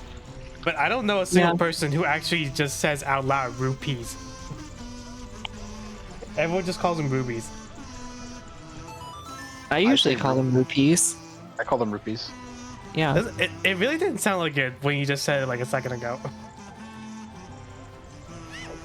I don't know. That's just my perception. Like, that's just What, how should I we start take calling? What should we start calling them? I mean, they're very close sounds, so I feel like if you just assumed we were saying ruby, then you would hear it as ruby. Okay, yeah, that's fair. Yeah. What were you saying, Jackie? What, you want me to call them root PPs? These are some rude busters.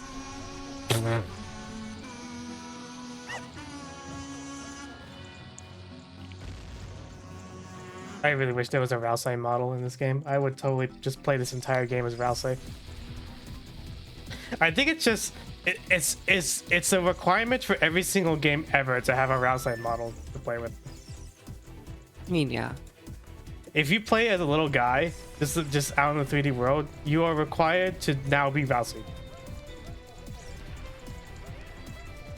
What's the point of being a guy in a world if you're not Rousey? Like, It's so true. what are you doing? It sounds like the. I just want to note that this music sounds like the music they play whenever Momo comes on screen. Moa. Wait, what? In Avatar, from the previous area, where it's like womp womp womp womp womp womp. Wait, who is Moa again? Fuck. Momo. The Oh, Momo. The lemur. Yeah. Oh, sorry. I heard Moa. I think I think Discord flubbed up your audio for a second. Discord trying to sabotage my Yeah. thoughts. Going. Dun, dun, dun, dun, dun, dun, dun, dun, dun, dun, dun, dun, dun, dun. Yeah. Hooray.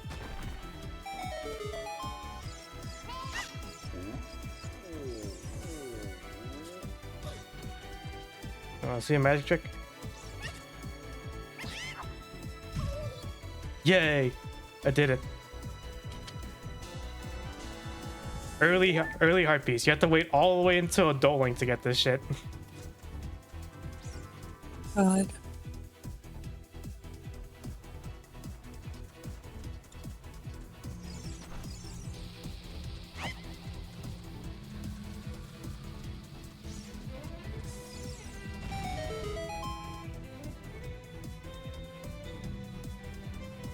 Speaking of Avatar, I was rewatching She-Ra the other week because they're taking it off Netflix, which is fucking stupid. But like, I had to rewatch the show so it's in my mind again. Jackie, we gotta watch She-Ra. Yeah, I forgot like how much the quality just like skyrockets like basically after like season 2-ish. Yeah. And also very specifically after the episode Save the Cat.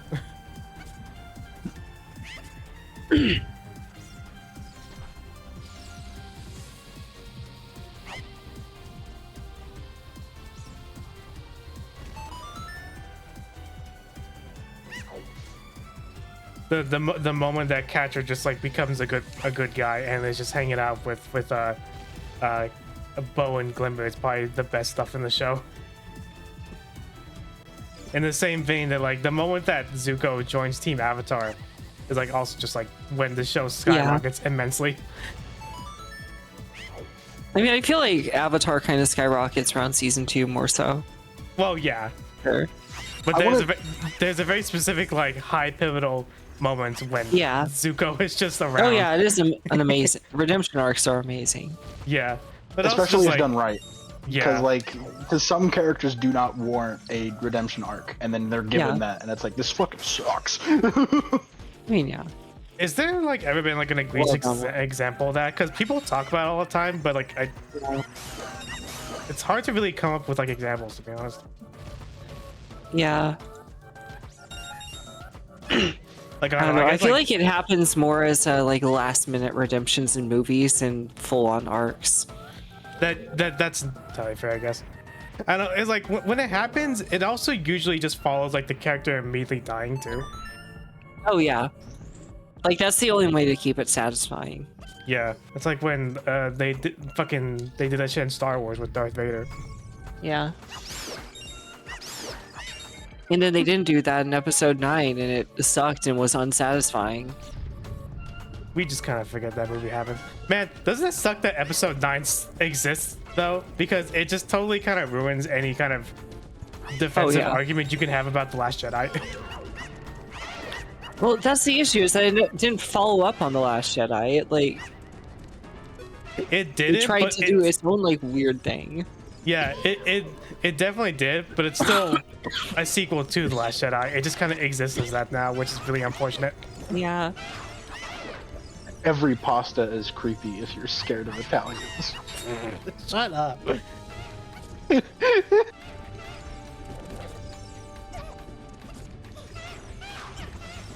You know, I think the Mario movie is the only time we ever see Mario eat anything Italian. Poor Luigi in that scene. His family did not want him eating in that scene at all, except like his brother and his mother. I really don't think it has Luigi more to do in the second movie. All right, go ahead first. like rewatching that clip where Mario and Luigi is at dinner with their family and like all their like brothers and sisters or uncles or something, and they're sitting down there to eat, and Luigi is just like, he's trying to get food on his plate, and everyone just takes it from him before he's able to get anything on his plate, and it's so sad because they're just bullying him. Maybe they're trying to explain away why he's so skinny.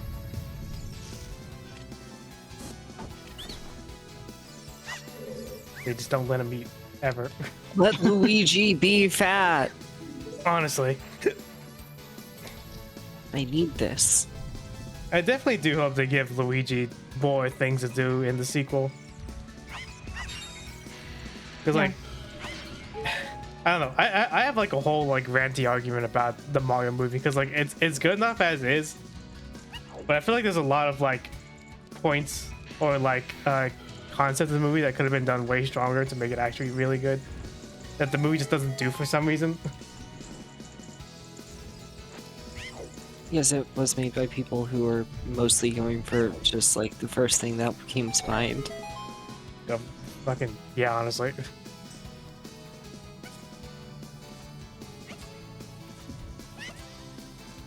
I don't know, 'cause, like, it just feels like the story was supposed to be written around like Mario getting kidnapped, and Luigi was supposed to like build himself up to be the hero he's supposed to be. So like there's that whole bit where like Mario's like doing the training course to like, you know, like be ready for the adventure ahead. But like there was like a previous scene that already established that he was good at platforming and stuff. So I just don't get why they did that. It's so weirdly paced, and the characterization just doesn't make sense in that way, you know? Yeah. Like it feels like they got the roles reversed for like no reason. Oh, there's a cap down there. Is there something down there? No, there's just a void. Ooh. Edmund tweeted out that he feels like there's only one more week before someone beats the final boss of Mugenics now. with how many streams he's been watching people play the game. Has no one finished the game yet? No. There's probably like some people who have grinded through it, but I've seen people at like 70 hours and their save files were 50% complete. What the fuck? How big is this game? I thought it was just like very big, a small game that just they just randomly made. Yeah, no. Yeah, apparently there's development over the last 6 years. What the? Apparently, this is Edmund's magnum opus. He's been trying to get this made since 2012. Oh my god! And you can go, Jackie. What the fuck? Apparently there's acts in the game too. So like, yeah, there's like I've seen people talking about like Act 2 and Act 3. Yeah, so Act 1 has like 5 areas. And then once you complete all 5 areas, Act 2 unlocks with whole new areas to go to. Yeah, I still need to be the Boneyard, and I'll be done with Act 1. That's crazy. The Boneyard boss, I think, is the only boss that I haven't seen either Rhea fight or a Straber fight yet. Yeah. Because I've seen people fight sewers, junkyard, the regular one, and caves. I've been trying to just, like, keep up with my fundamental eugenics, you know? Not get it too complicated. Isn't it great when, like, the indie game of the week it just ends up being, like, a 100-hour game? Yeah. It's crazy how much of a monster you become playing it. That's, like, my biggest takeaway. It definitely Like, you... is... Oh, sorry. It definitely is starting to sound like the girth of the game is like what Cult of the Lamb probably should have been.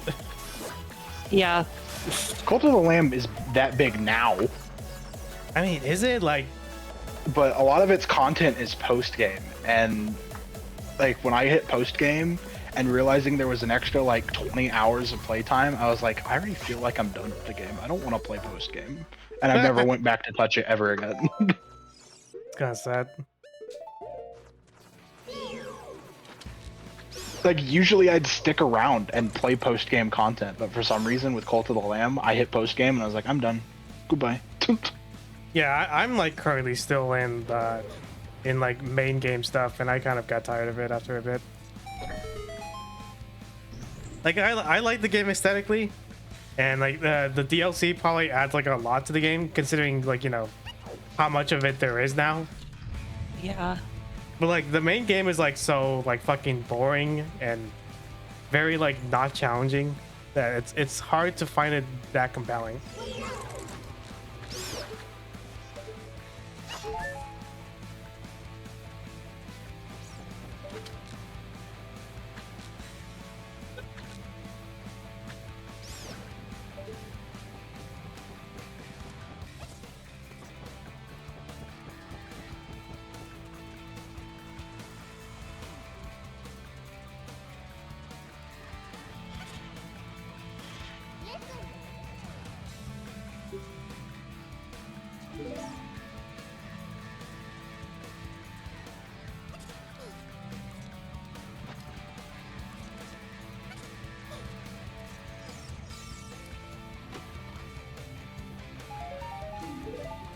Wait, did I get bombs? No, I didn't. Not yet.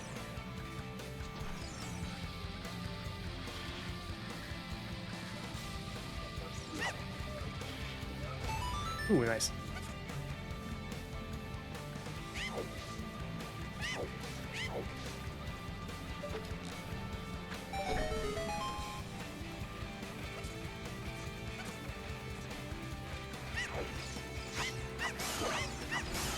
So, Steven, don't, What? Steven, don't exit your save in the middle of a run eugenics guy. I will fuck up your save. I know. Well, you can do it once. Yeah, you can do it once, but there's people don't like that, so there was a mod to remove him from the game entirely and all consequences of save scumming. No, I love it. You get one save scum. Ah.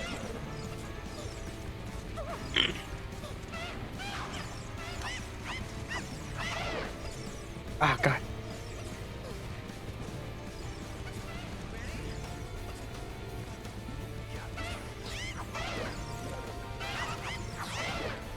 I have to fight like it's a fucking Dark Souls 2 boss. Just don't lock on.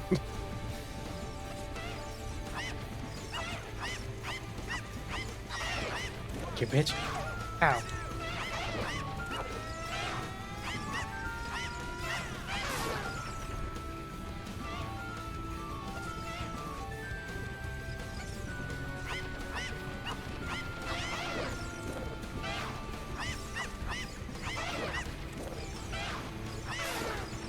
There we go.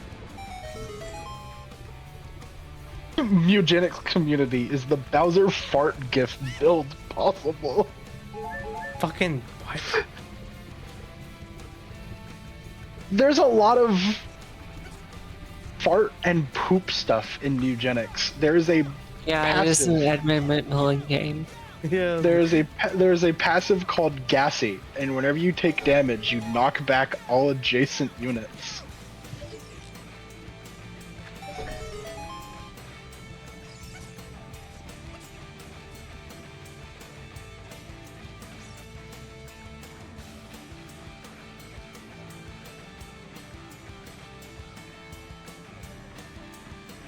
Wee. I'll be right back. I got like a bunch of packages out front. I gotta go get them. There you. All right.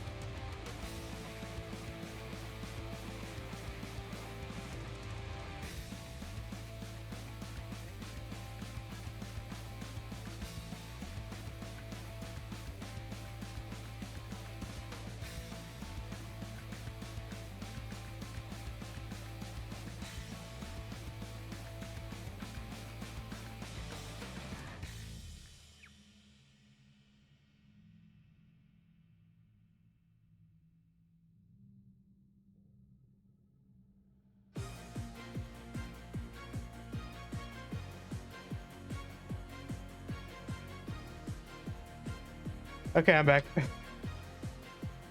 Elkoman. I had to bring in like 5 packages. My god. My dogs are currently investigating the packages to make sure they are safe. We have bombs. As in, they're just biting on the cardboard. I'm glad we have people doing the important work here.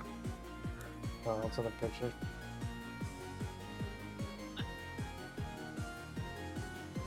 Because I just got my tax refund, so I bought like a new desk. Oh, nice.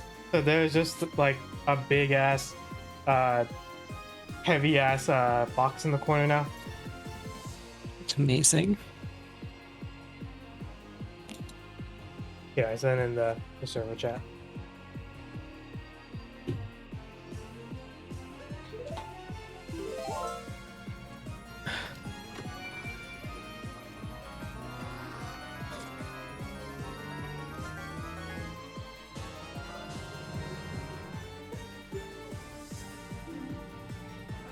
See, it isn't just cats. Even the dog girls like to eat cardboard. Love cardboard. Me when munch. You want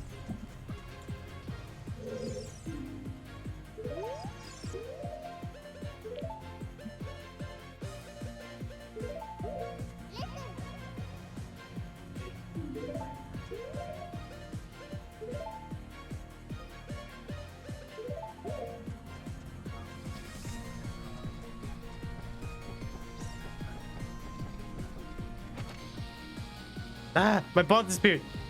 Oh god. Oh my god, my fucking bomb is a flat PNG. Yeah, I lost it for me. Yeah, I know what we want. Or I have a group. What are y'all?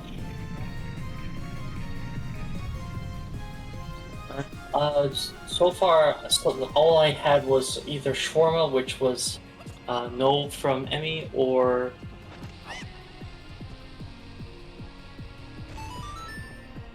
handheld, like a sandwich or something. Maybe like Jersey Mike's. Maybe you get Roma's pizza again. True, I don't really want a pizza right there. Yeah, I go for Jersey Mike's. I can Jersey Mike's.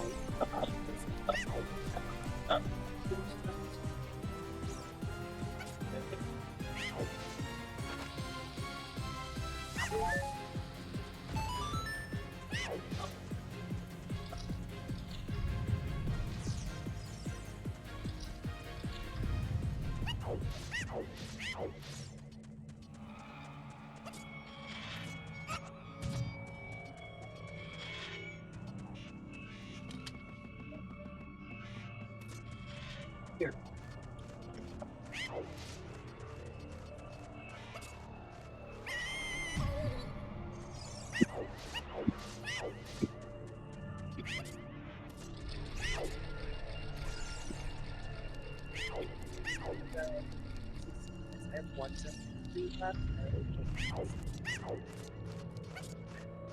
Yeah, there are multiple active growing zones with you can get these options.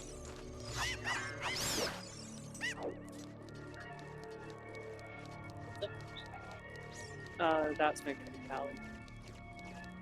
Is it?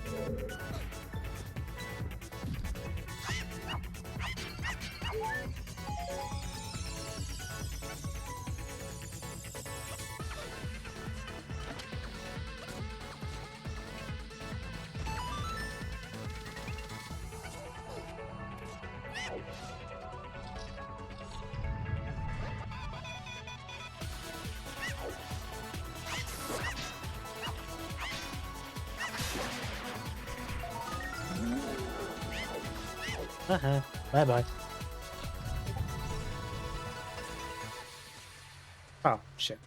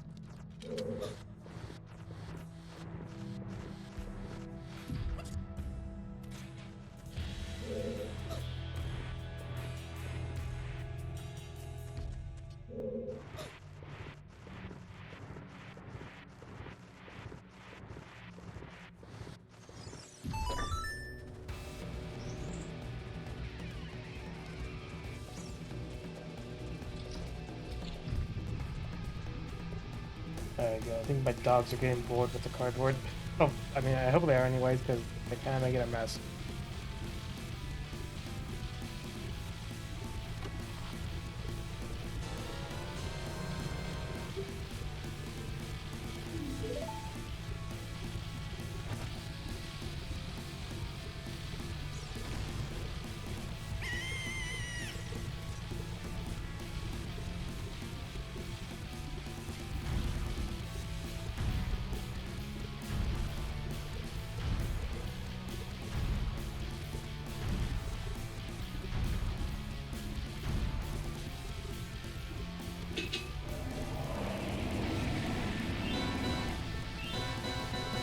no, it's a big dog. Ah! He loves bombs.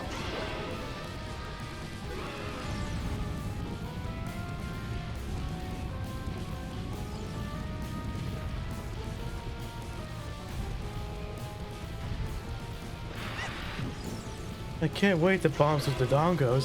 Ugh.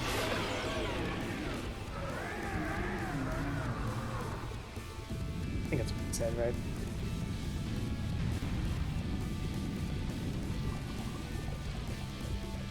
What if Nintendo just like randomly like put the Zelda CDI games like on their subscription thing?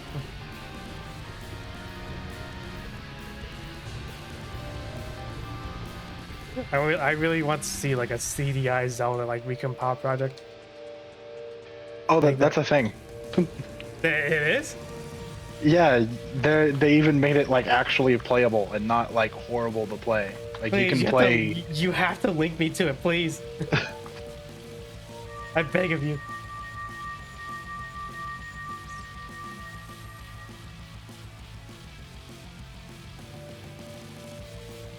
I fucking love recompile projects for shit ass games. That's awesome. Someone's making one for Sonic 06, and I can't wait for that to be a thing.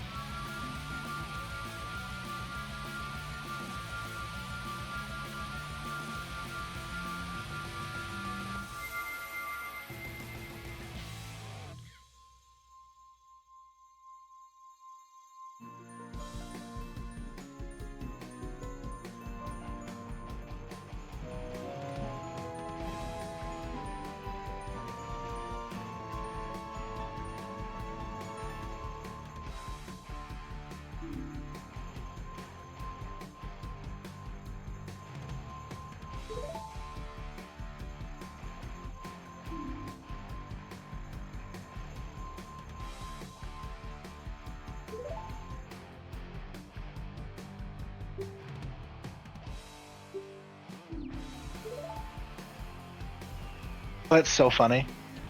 The person who did the remastered version of the Faces of Evil did made RZ. You know what? That makes sense. That makes sense. RZ is like a big homage to the CDI games.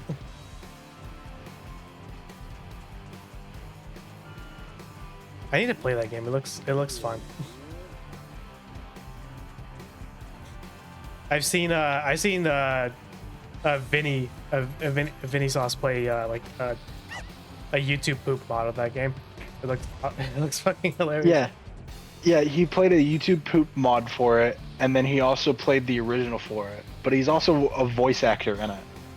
Oh, is he? Oh, that's awesome. Yeah, Vinny voices a character in RZ. That's great. Shit. Yeah. Oh. I didn't mean to do that, but that'll work.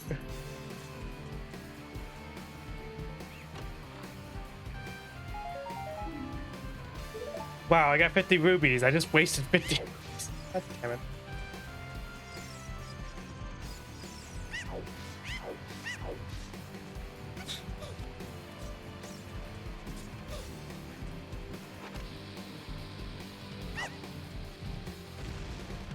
Oh, the time it. There we go. Hey, why didn't you jump?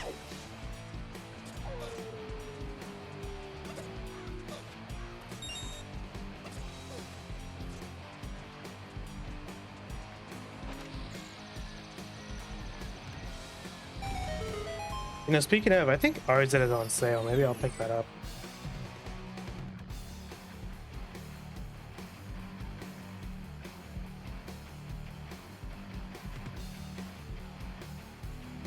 Yeah, it's on sale for $5.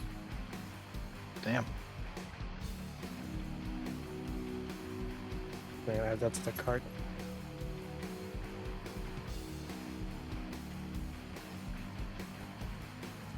Could buy it later. Play the game.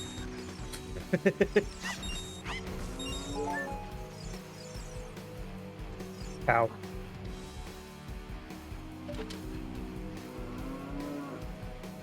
Ow.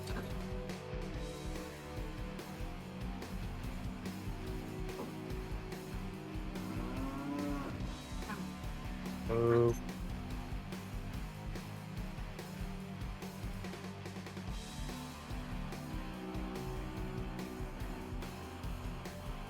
You gonna move again?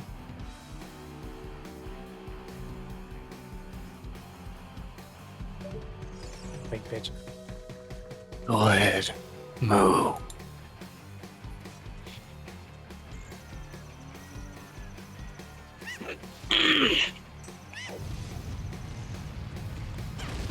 Oh no, fireballs, oh no, oh no, oh no,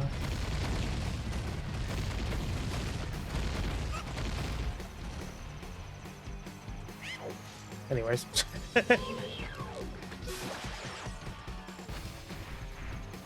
You're supposed to use the hero shield in order to tank that, but you can just, if you have enough health, you're gonna be fine. Yeah, you really don't need the shield for that segment. It's kind of funny.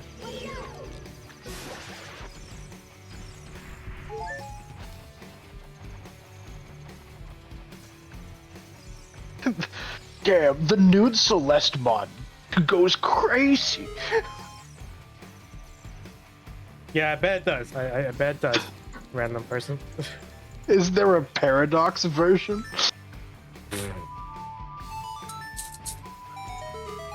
Not wild on that question, honestly. It's so funny considering we've got mods that put characters like Drifter and Venator in like bunny outfits. Yeah. Is there any Which good I'm mods like- for Ivy?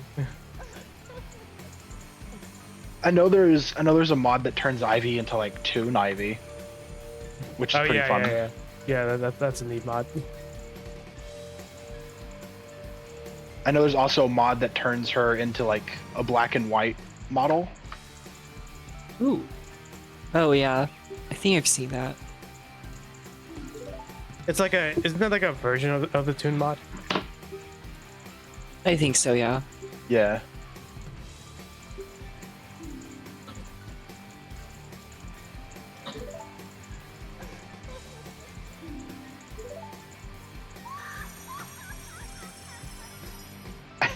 There's one mod that I see a lot of people use for, I think, Mina specifically, and it specifically puts her in like a skin tight suit and then inflates her ass and tits to be massive.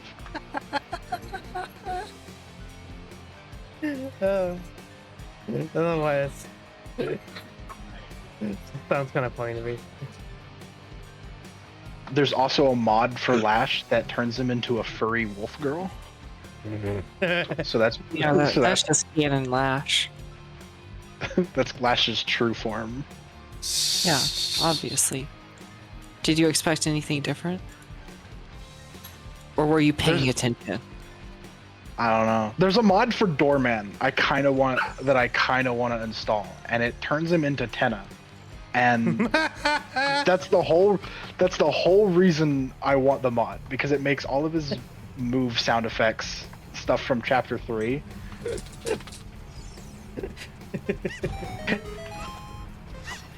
Does it play his boss music? Unsure.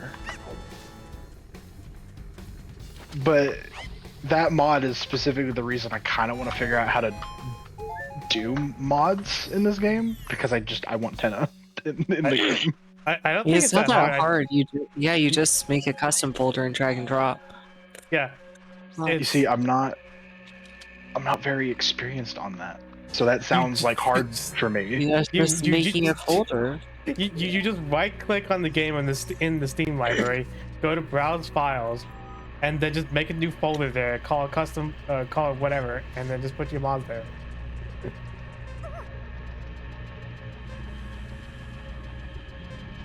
It's the easiest kind of modding in the world.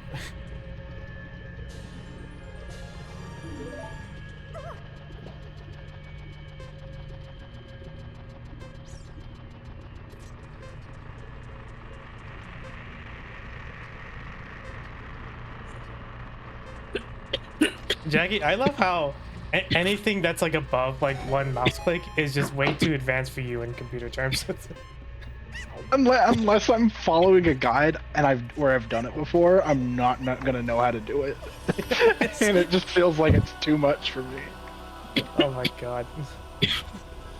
You need to hold my hand as you guide me through it. Otherwise, I'm not gonna be able to get it.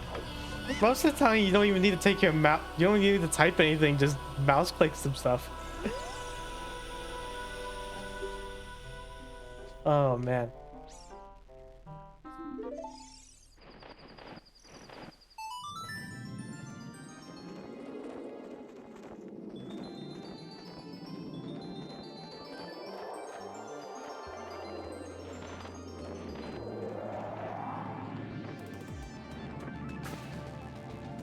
I wonder how that sandbox game is faring these days. Which one? Like the Gary's Mod sequel, made by the same person. It's not out yet. Oh, I thought it was. But we'll see. I think it's in like a beta period, so there is stuff being made on it. Ah, I see. Yes, hey, I know a guy who's like big into that. Interesting.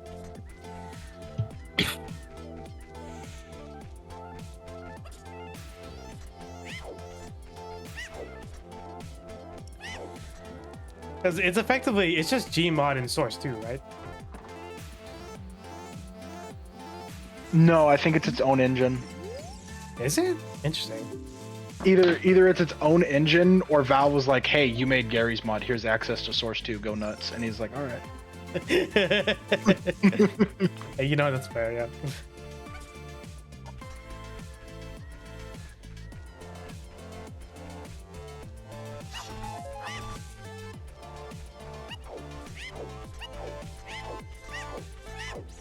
I definitely think we can probably get to Adult Link before this stream is over. Well, you have to. I mean, you still have to do Jabu Jabu. Yeah.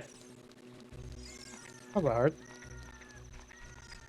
Although there are a few like side quest things I need to do first before we get to any of that. First, we need to go to the Malin Ranch.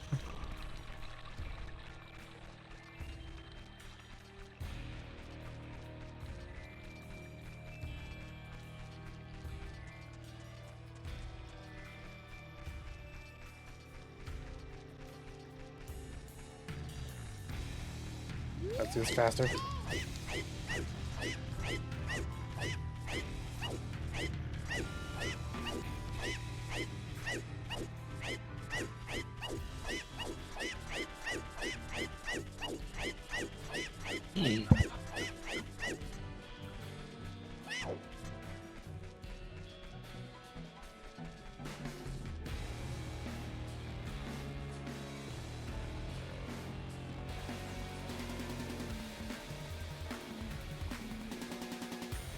I like the ultra widescreen just really stretches out the aspect ratio, except things super wide.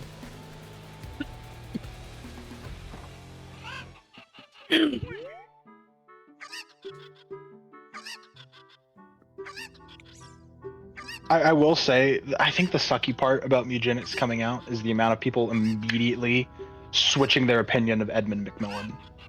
I think it's. I think like currently it's mostly just about the casting controversy. I honestly haven't seen that much real controversy. Just people talking about controversy. Yeah. I just don't care. No, and neither do I. But people have turned on him like instantly on my timeline. From what I know. I more mean I just don't care about the drama happening at all.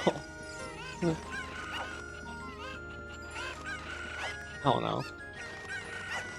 What did I sound like? Get over here. Fucking. There we go. Being able to turn the camera breaks that mini game. It's kind of funny.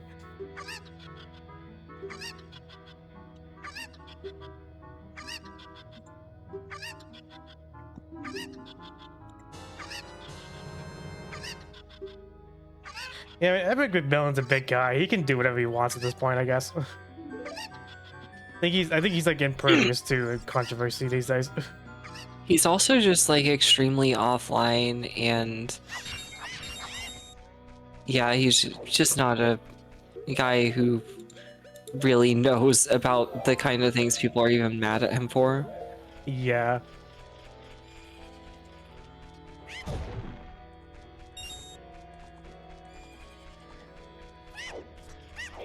But you know, good for him. Maybe slightly unfortunate for the people who work with him. I mean, I don't really care. He just took meow sound bites from like 2016 to current day. I don't really think that's bad for the people who work for him. I mean, that's not exactly the casting controversy.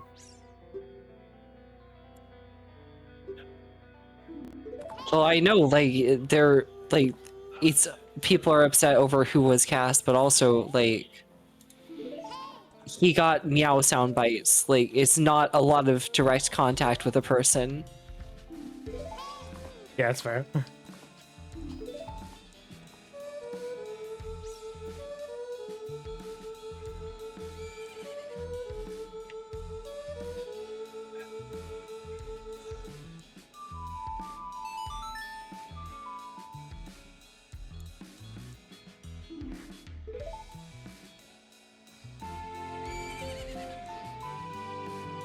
Which do you think is more likely in Chapter 5 of Deltarune? We'll find out who the knight is for real, or Asriel will show up. Asriel.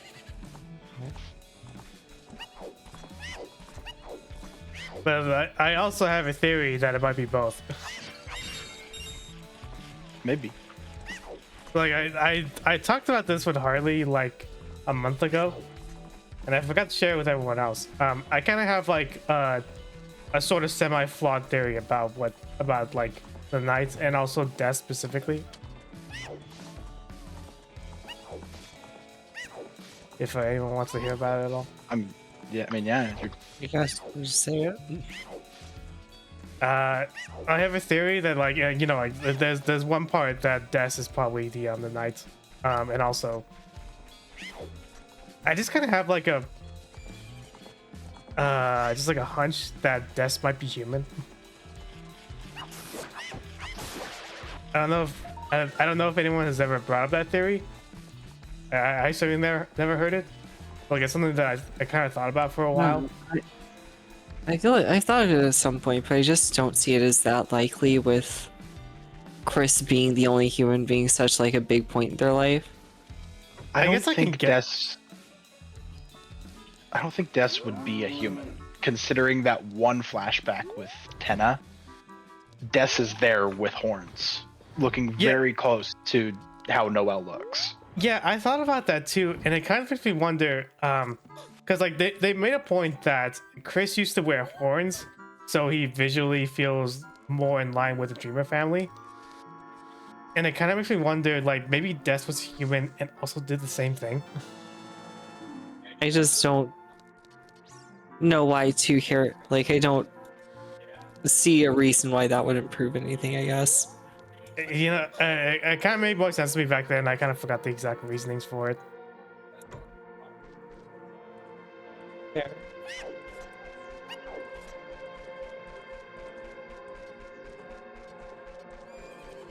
But like, I guess like a partial reasoning for it is because they're doing a lot to like kind of distinctly hide away what Des and Asriel looks like, but more like so specifically Des.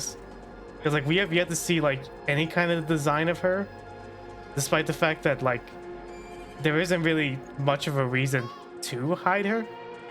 Because like if she's just like another part of the you know, like Noelle's family, then like there really shouldn't be some points in like hiding what she looks like, right? Unless like what she looks like pertains to like some like plot I think that's points just later on. Toby knowing what his audience wants, honestly. Partially. I guess. No.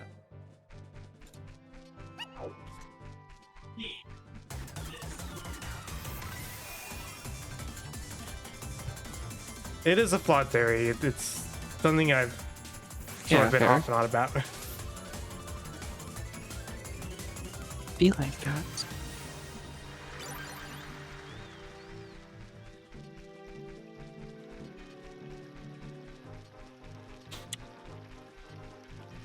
I think like another reason I had is because during the fight with the Roaring Knights, a lot of Knight's poses are very similar to like the poses that Chris does when he's fighting, like, you know, the pointing and all that. And also this is like definitely a theory that Harley brought up. I don't want to credit her for that. She theorized that the Knights might actually be like some kind of like a fusion of Asriel and Des.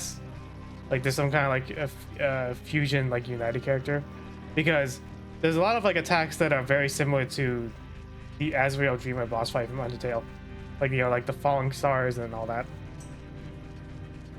I think the issue with that though is probably because Des and Azrael were really good friends, and especially considering in chapter 4 it looks like Des has one of Azrael's shirts in her closet. Yeah.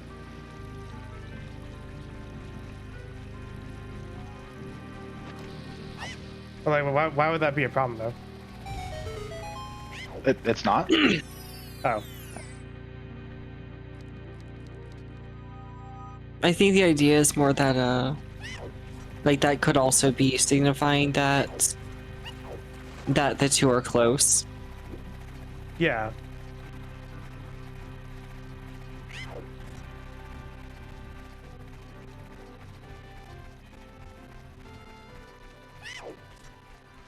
I will say it will be interesting to see adult Azrael outside of the one time you fight him in Undertale. It is certainly like is like a scary thought, to be honest.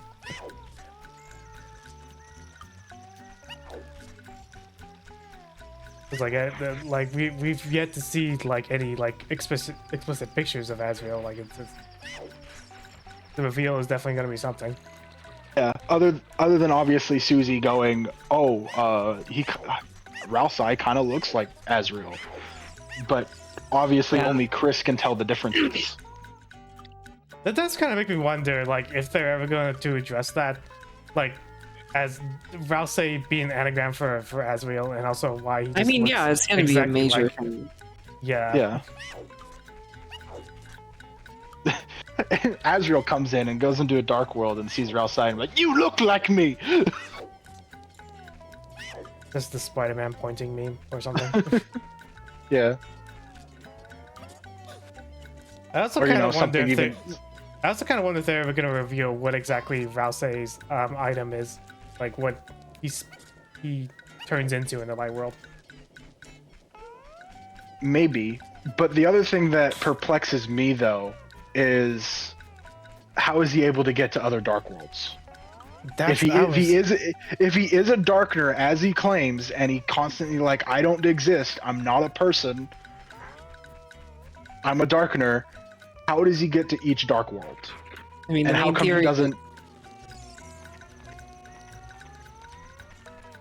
the main theory is that like he's probably an item on Chris. Yeah, because like I kind of just like came to the conclusion that it's Chris's knife or something. Yeah, Chris's knife is the popular one. Or the horn headband that he keeps. That is what- He may have also kept. Yeah, that's also what I think is very likely.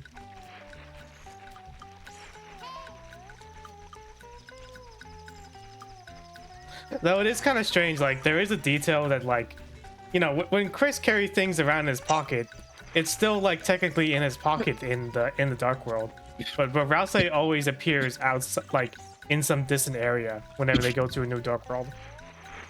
Yeah. So there is that too. There we go.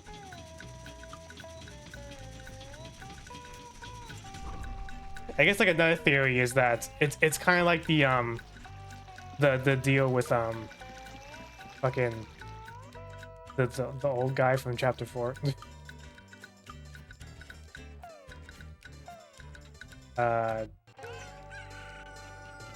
Like maybe Rousey is just like Monster's Ashes or something.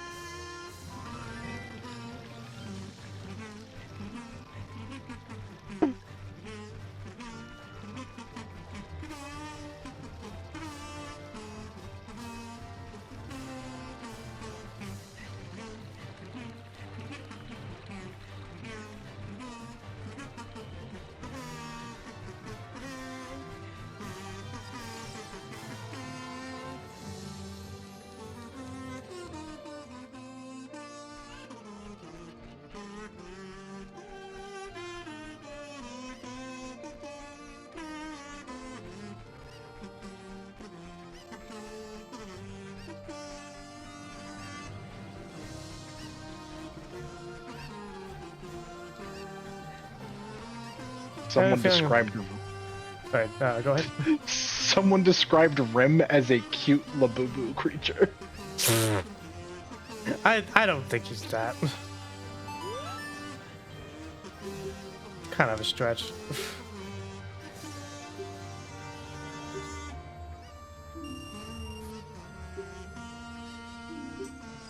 And I gotta walk my ass back all the way over there. How are we feeling the stream, by the way? Do we want to switch over to Deadlock yet? I'm good for whatever.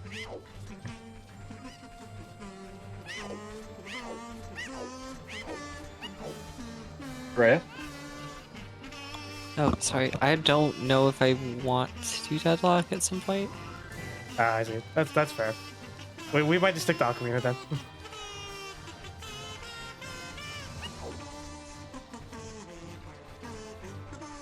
It's all good. I'm just doing this fucking mask side quest so I can get the bunny mask.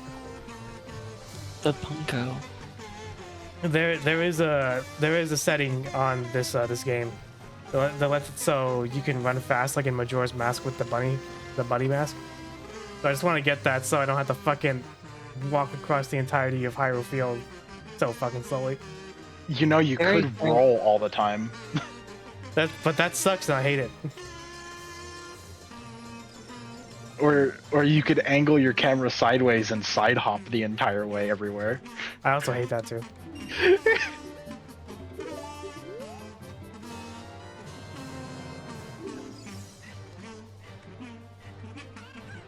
It's kind of funny how Majora's Mask just kind of solved that by just putting the main town in the middle of all the dungeons. And also by giving you the Goron mask so you can just roll everywhere.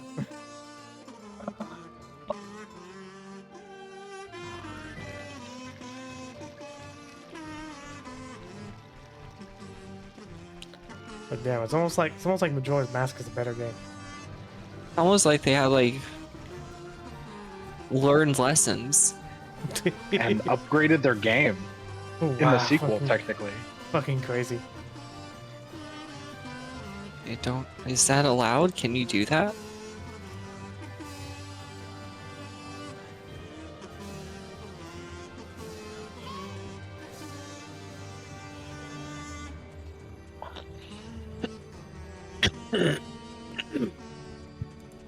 Oh, is that what the Navi button is? Hold on.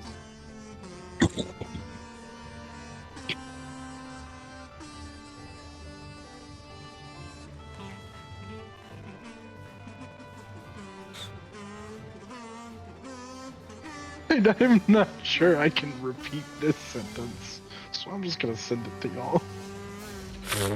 Awesome.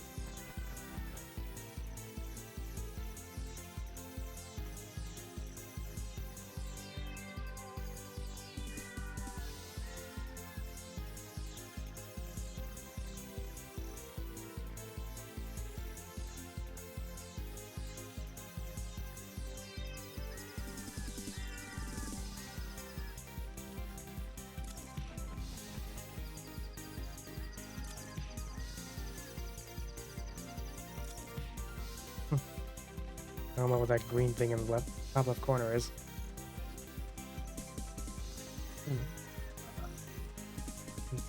Joe. We must investigate. I was trying to find it in the HUD placement settings, but couldn't find it. So fucking weird. Disappearance of HUD placement. But who is this HUD placement?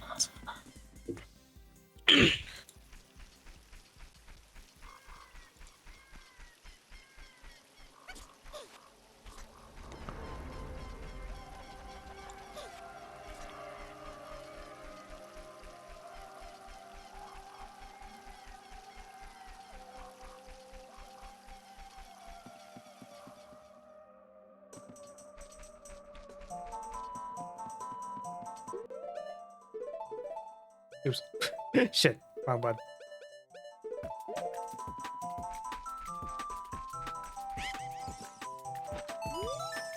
There we go.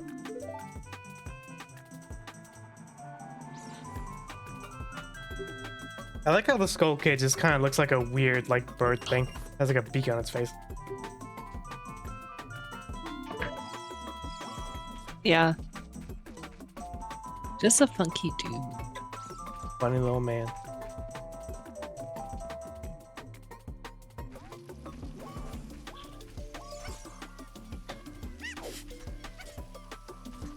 Smoked a weed tip cig and drank an 8.4% peach cider and blasted it into a sock yesterday.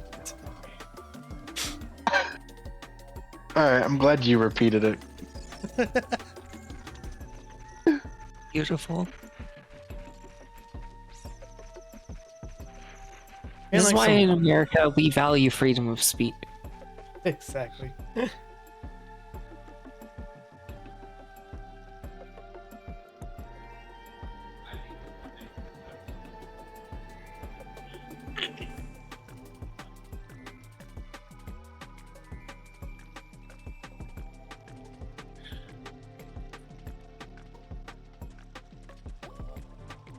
I think I might need to uninstall one of the mods later on. I think it's causing some weird slowdown. Oof.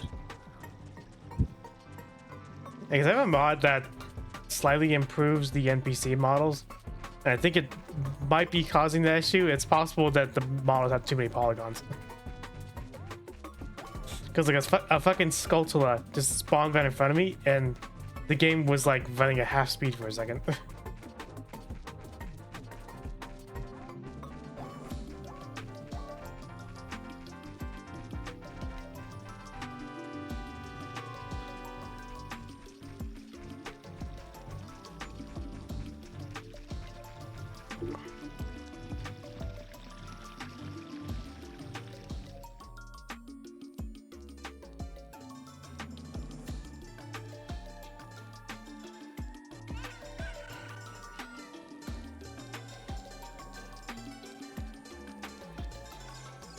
Oh, that's right. Solid Snake, Rainbow Six Siege. Wait, what? Yeah, they're adding Solid Snake to Rainbow Six. What the?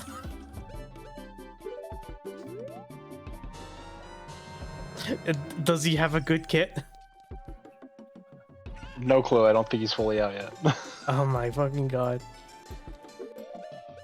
You better. Yeah, because fucking they couldn't give fucking Sam like a good skit, a good kit. A weird character. Sam Fisher. That was the last name.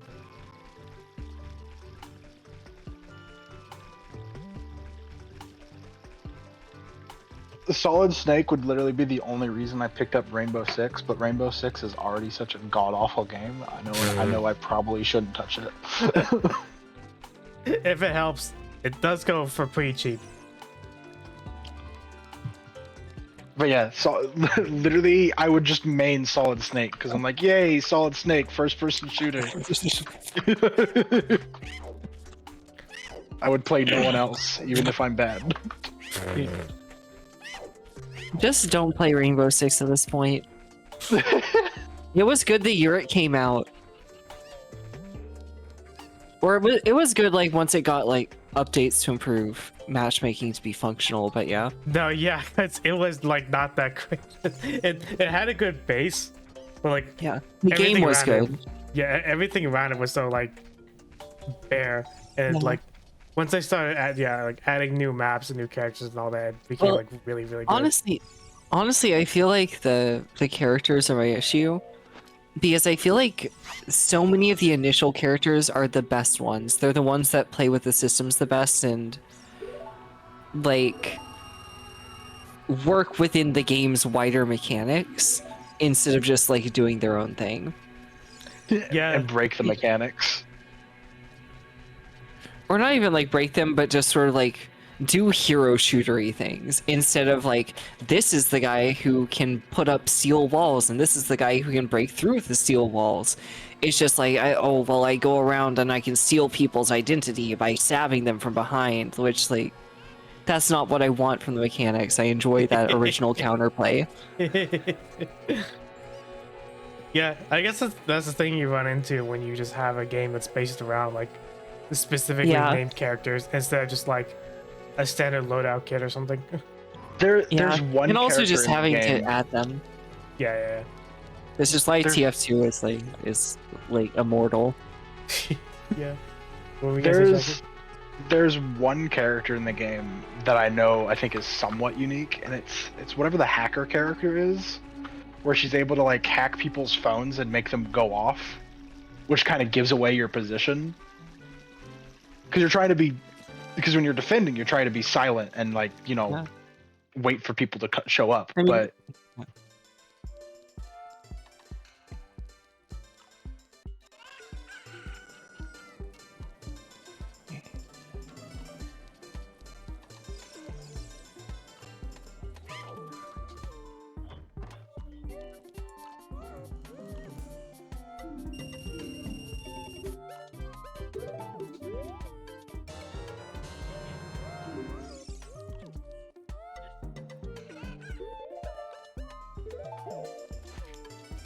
Alright, now I can go super fast. Yay. Let's go.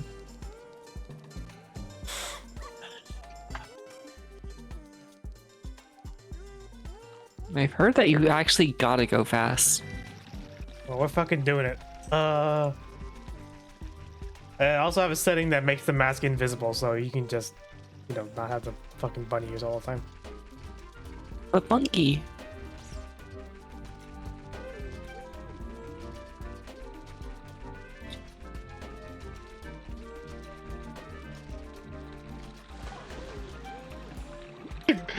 by the way, goblins hate it when you rip off all of their limbs. This is a myth. They actually love it. It's very pleasing. The crunching sounds are natural.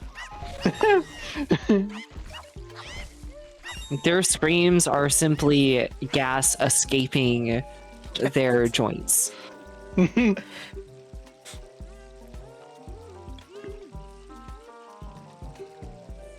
Star Wars themed bar, bar drinks. Shut the fuck up. Have you tried cyanide capsule?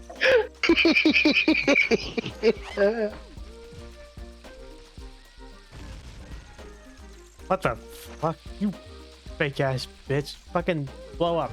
There we go. That bomb. I don't know why that bomb made me so angry. It's because of what I said earlier. You're just angry at me.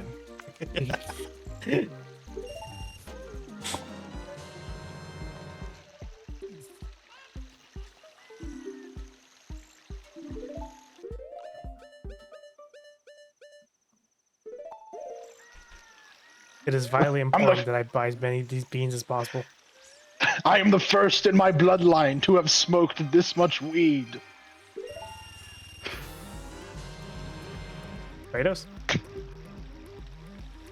Oh, new games, brothers. It's an image of Sam Fisher and Solid Snake next to each other. Oh god. They're so gamer. Sorry, they're the no new games brothers. Oh god. That's so sad. But so true. So true, actually, yeah. Listen, that's my culture, and we've been going through some rough times recently. We would really appreciate it if you'd respect us in our time of need. Thank you. Apparently there's a town in Mexico called Xbox. That sounds right. Xbox. Xbox. Xbox Live. The worst thing to ever happen to games. Xbox really did decide, hey, what if we made our ability to play online a subscription? And then everyone else was like, yeah, let's do that.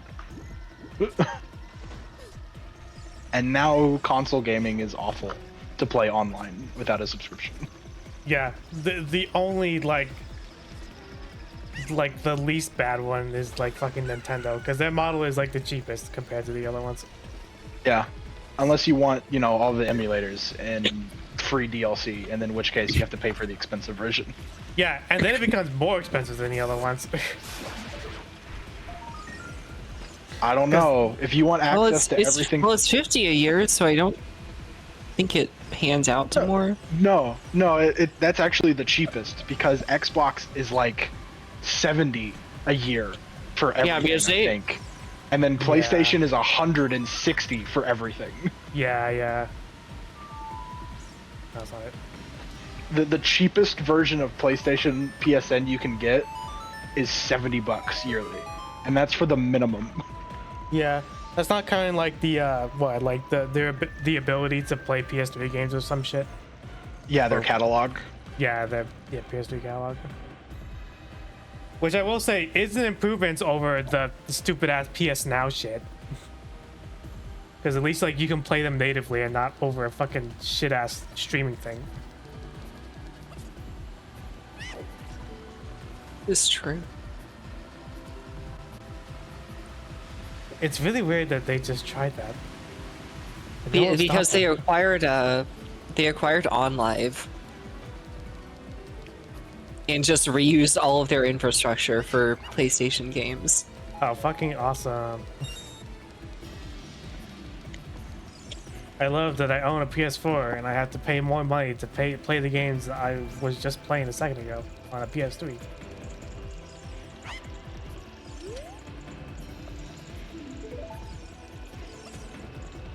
OnLive forever, it's the future.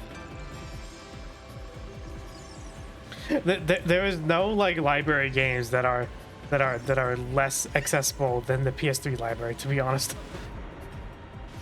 I mean, at least RPCS3 is like Functional-ish, and like it's in a decent state. it's in a decent state. Not really the ideal state, to be honest, but like there's only so much you can do for like PS3 games. Yeah.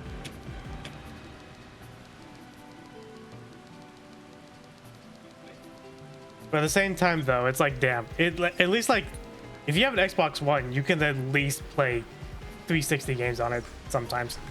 Kind of.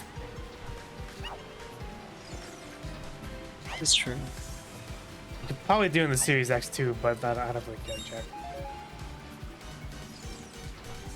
I miss elementary school when 20 to 30 people were forced to give me Valentine's presents. Oh, no. Man, they always give you, like, the most shit-ass candy at those events. Oh, I like the fun dip. It's always fun dip. All the time. It's always fun dip. I always have a negative memory associated with Valentine's Day. Oh, yeah? When I was young and I had my first girlfriend, she broke up with me on Valentine's Day to date my best friend at the time. That's kind of rude. Yeah, That's no, shit. That's a bummer. She gave me a heart card that says I don't love you anymore. I'm dating this person now. Why would you do? Very direct. Yeah. She just gave you, like, the boyfriend girlfriend equivalent of, like, a pink slip. Yeah. It's like, hey, see me in my office. We're gonna have to discuss your termination on Friday. Thank you for your understanding in this matter. Yeah, by the way, can you come in on Thursday? Can you come in on Thursday and complete your week shift? No. Fuck you. God. Wait, yeah. Well, 7 people just quit, so we have a lot of closes to fill. So you're gonna do all of them. Just quit. That's how my last week at McDonald's felt. I did a 2-person close. I can't remember if I told you that. Oh, God. Fucking terrible. Yeah.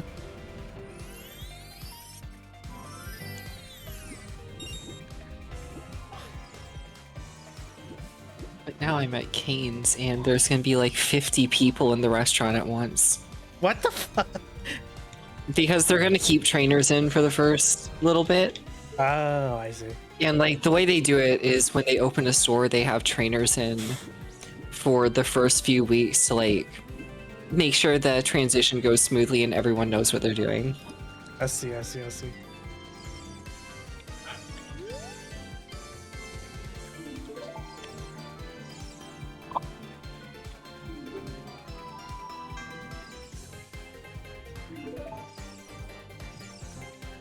Dante's Inferno is one of the best God of War likes of all time.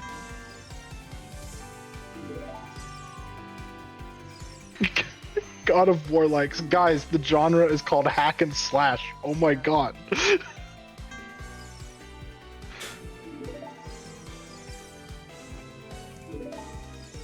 be Sorry, fair, I can't.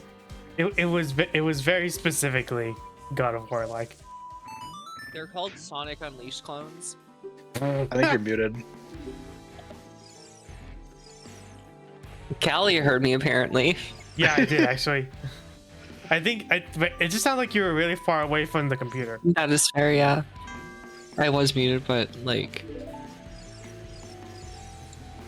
Sorry, I can't come. My clothes look stupid on me.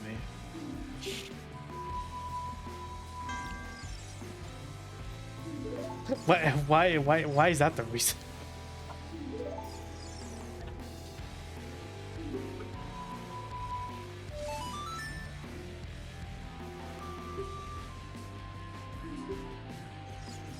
There we go. Now it's time to go fishing. This is mandatory. This is mandatory in every single first era 3D game. You have to go play fishing. Noted. Fish. I like how fishing in this game is only worth it for getting one thing, and it's the heart crystal thing, and then you Yes. leave and never come back. I think there's another one in the adult Link era too.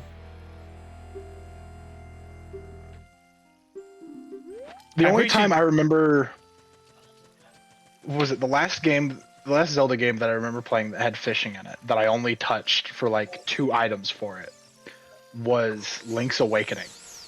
And it's because it was a very good way to get an early bottle and an early heart crystal shard. Right, And then yeah. you would never touch it after that because there was no point to. Oh man. Ray, you played Nier, right? Automata. Oh, you haven't played the original Nier? I haven't played the original.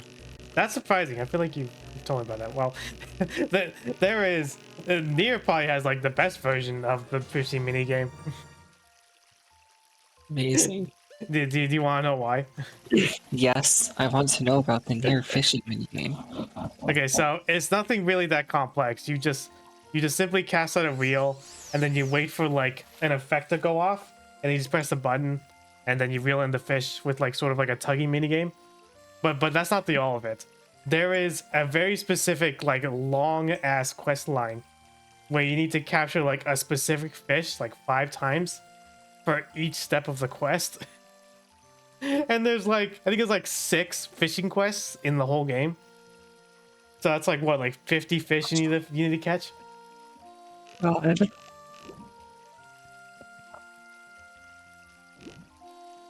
That is probably like the encapsulation of all fishing quests ever.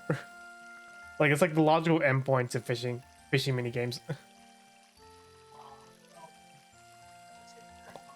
Just brought to its most boring conclusion ever.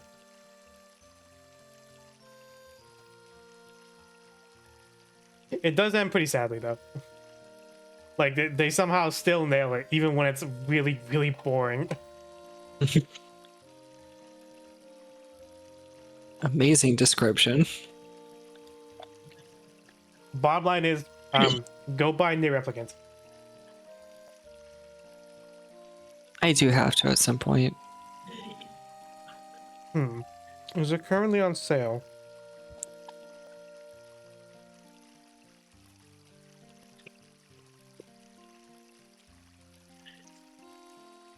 It is not, unfortunately. Ripeth. They don't want me to have near replicant. They It's don't so think I'm sad. powerful enough. It's so They sad. don't think I can handle it.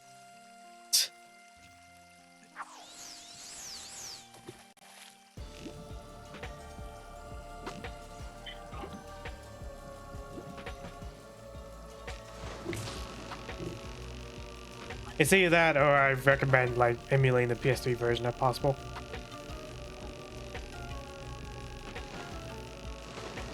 I'll probably get on sale at some point. Yeah, I think it goes on sale for like maybe 25 or something.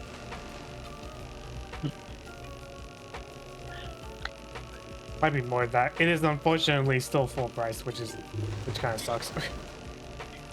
That too kind of sucks. Like Nier Automata is like currently just stuck at $20 now, I think. Which is the appropriate price considering it's like almost a decade old. God. Don't say Isn't that word. Isn't Don't that fun say to those think about?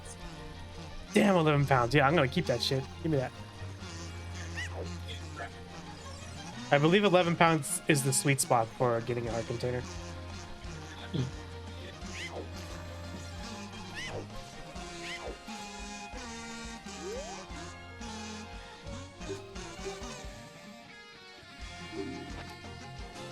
Got it.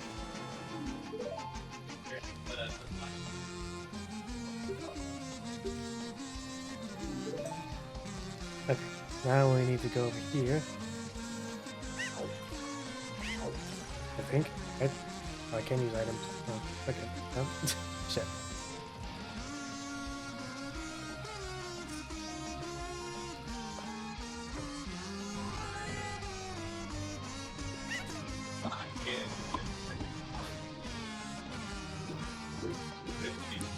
My wish for 2026 is that Yoko Taro randomly announces they're going to remake the Dragon Guard games.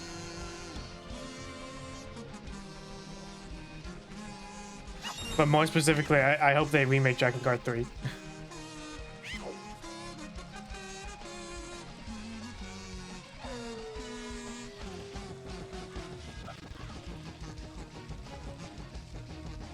Isn't that the one that transitions into Nier? No, actually, the Nier Automata is actually a sequence sequel to the first Dragon Guard, I believe. Huh. Here's a fun fact: Dragon Guard 3 came out after the original Nier.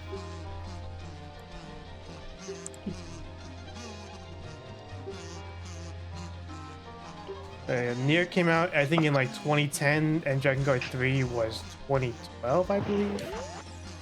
Thank you, Yoko Taro, for making everything absolutely incomprehensible. Then making one ending out of your 50 ending games being the canon one. And not even like a serious one, like the joke ending from the first game. That's like, it's like Silent Hill 2, saying, "Ah, yes, the dog ending is the canon ending." No, it like literally though. It's grooving. They did remake that in the remake game, right? Yeah. Okay, good. Would have rioted if they didn't. Yeah. Like I personally despise that game's existence, but I'm glad they at least copied that. You despise the remake or just Silent Hill 2? The remake. Only on principle because Blueberry Team. To be fair, they did it pretty well. Yeah. I just don't like Blooper Team is the reason. Blooper Team isn't as bad as a company people make them out to be. They definitely were during their Layers of Fear era. And also that what was it called? That split screen game, what was it called? What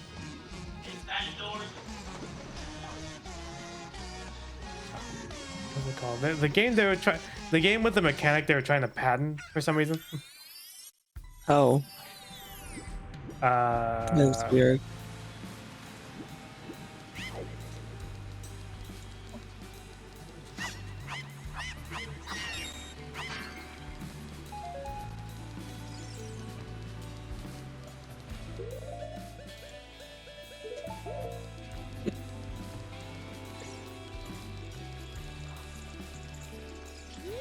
Here's Stein Bottle.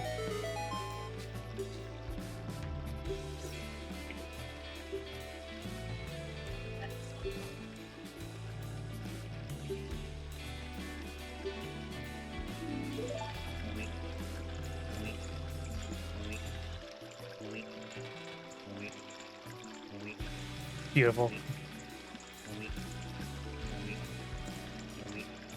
Moip. Weep. Weep. Weep. Weep. Weep. Weep. Weep. Weep. Weep. Weep. Weep. I'm communing with it. Well, What was it telling you? Mostly how tasty bugs are, which I Oh. can see the benefits. They do have plenty of protein from what I've heard. Yeah. Like they are crispity crunchity. This was a point he raised. Crispity crunch.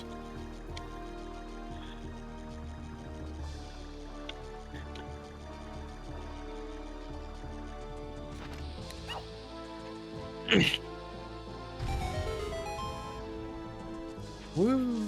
Let's go.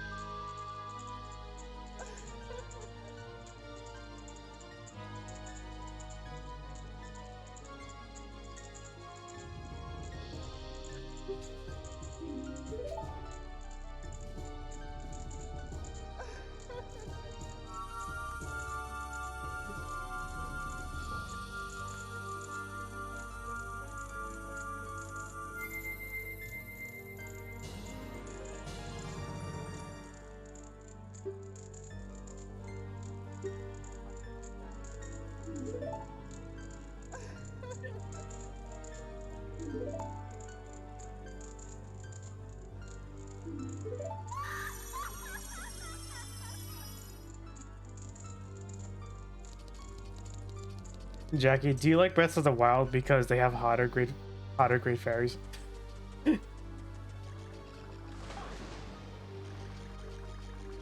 You know, the Great Fairies aren't the first people that I go, yes, these are what I jack my shit to when I play the wild games.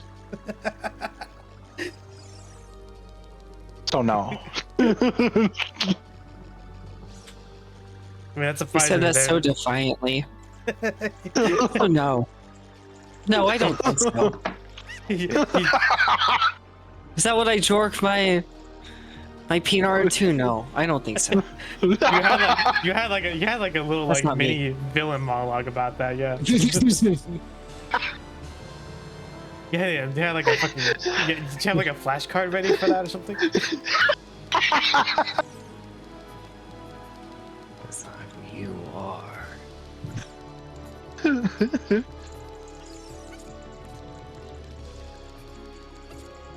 Like you're playing Breath of the Wild and you saw the Great Fairies and you're like, you know what? I gotta prepare myself for this.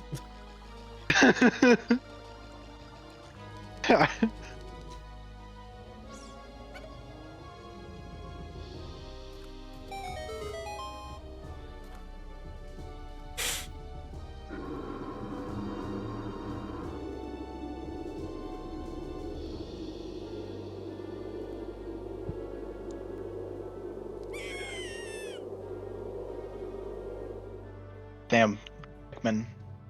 Well, I didn't know we were gonna play Kingdom Hearts 1.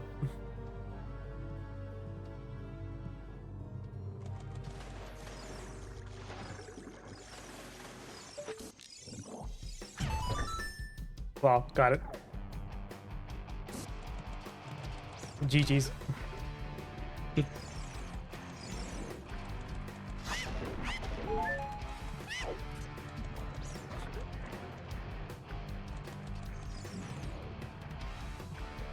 Here she is.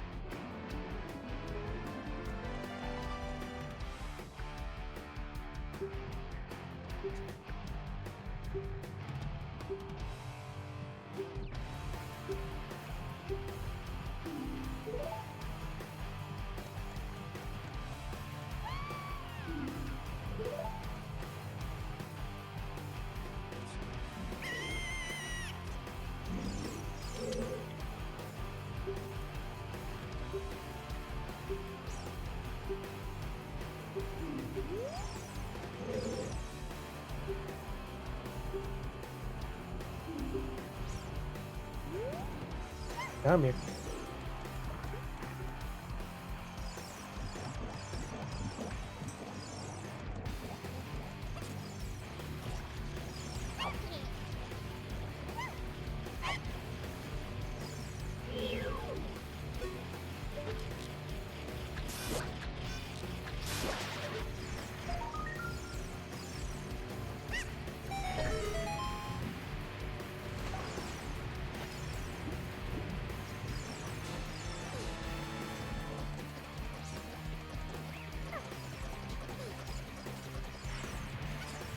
Oh, I fucked up. Don't do that. What if I must? They don't. You just like simply reject doing the action. You have a body, you can make it like do things, I've heard. Just got an animation cancel, idiot.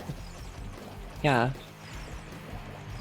You should know how to do that in real life. Oh no, I'm doing a thing. Have you tried dodge rolling, idiot? Try iframing it. Just sidestep.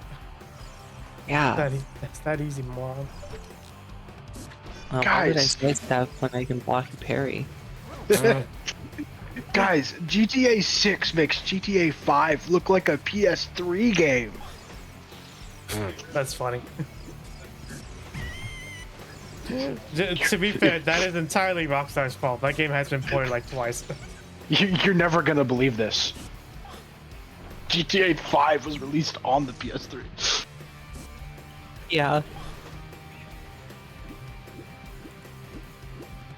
They make Rockstar makes like one game per console generation. Yeah. I mean, I to mean, be they fair, used to release more when they had like the GTA 3 industrial complex. Yeah. Yeah, I mean, what, GTA 4, Red Dead Redemption, GTA 5, they're all on the same console. No. Yeah. Well, Red Dead Redemption 1, yes. What do you mean? Yeah. Yes, they were. And then, no, I'm saying Red Dead Redemption 2 wasn't on PS3. Oh yeah, that was solely PS4. I don't think it even got a PS5 port, really enough. No. Which is strange to think about, to be honest.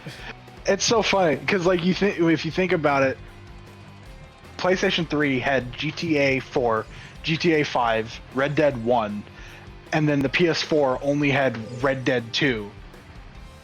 And now with the PS5, they're like, all right, now here's finally GTA 6. So strange. After we've made 3 different versions of GTA 5. I mean, they had to finance GTA 6. That's true. I mean, there was that too, yeah. Yeah. At least they aren't Bethesda with like 6 different versions of Skyrim since 2011. Yeah, I mean, like, at least, like, the different ports of GTA 5 had stuff in them. The PS4 version of GTA 5 was, like, a substantial upgrade from the original version.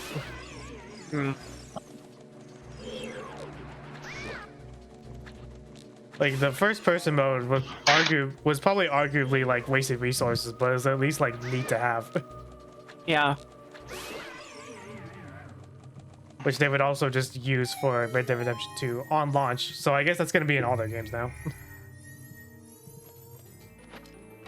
cut to everyone playing GTA 6, and they all look down in first person mode to see the character's boobs.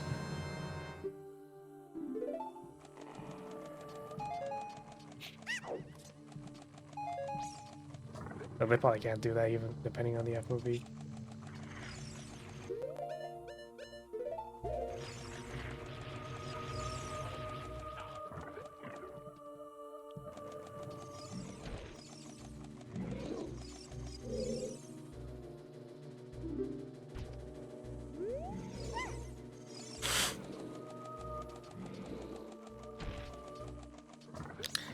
I guess Red Dead 1 is also on PC too. Kind of forgot about that. Yeah. That's a pretty recently. Did y'all see the interview with Barack Obama recently where he's like, yeah, aliens are real?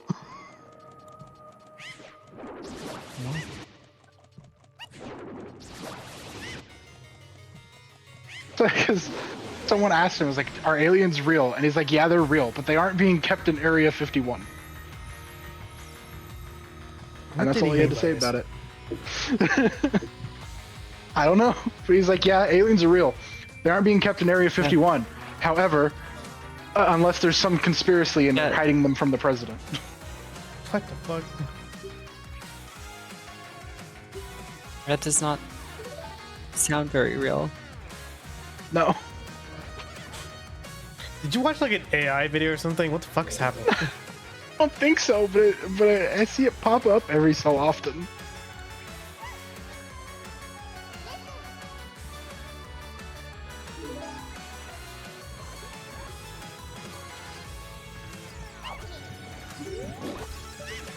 Hey, thanks for that.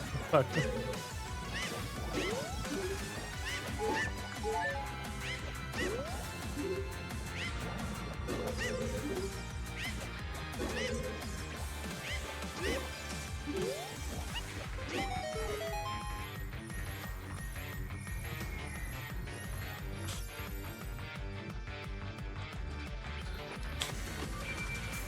Oh, that's interesting. So, Solid Snake's kit has a scanner, which allows him to see exactly where enemies are on the map. Okay, well that makes sense. That's a solid time radar. This is true. Been a staple, I think, ever since Metal Gear 2. I think. Was it MGS1? Oh, Metal Gear 2 on whatever computer system it was. That Metal was Gear way Solid before. 2. No, Metal Gear 2. Oh, Metal Gear 2. Yeah.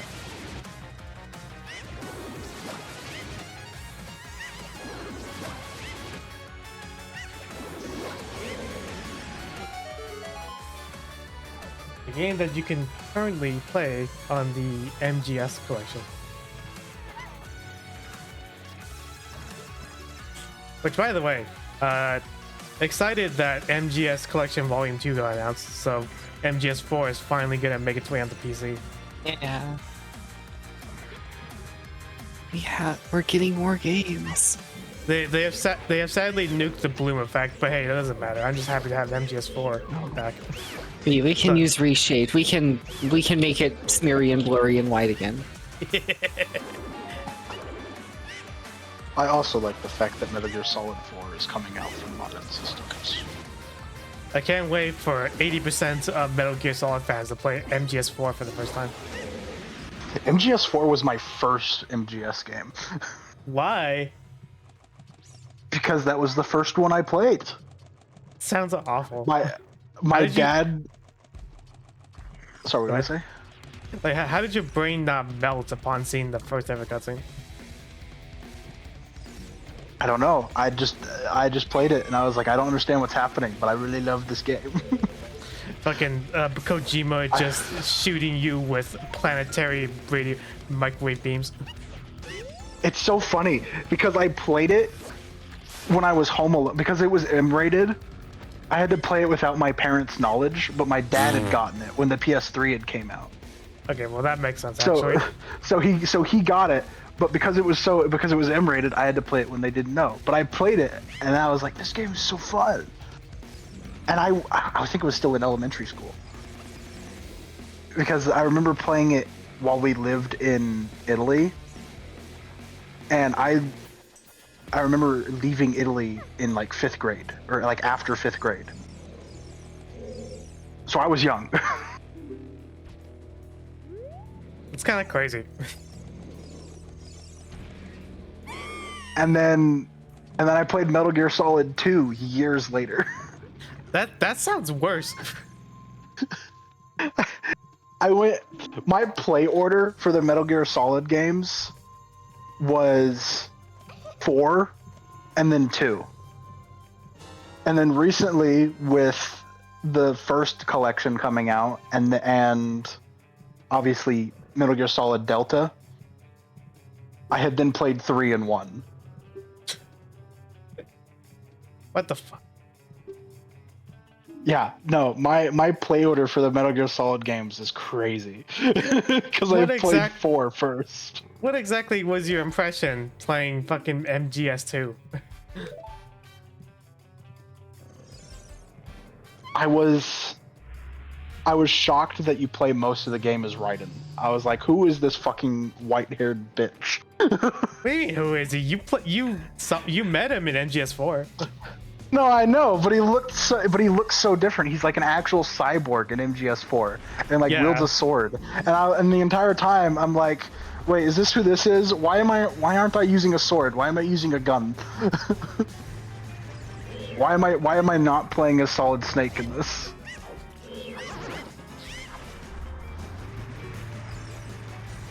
That's funny.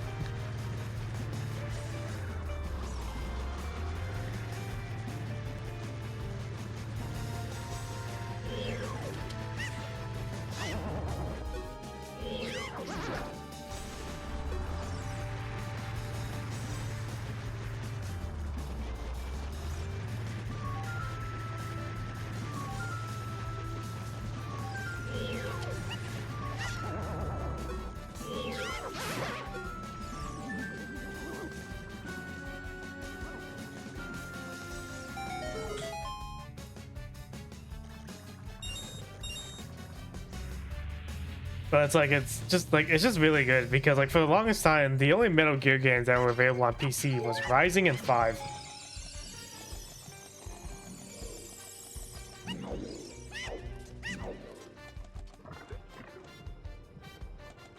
Which is kind of sad because they're not really like perfect representations for the entire series.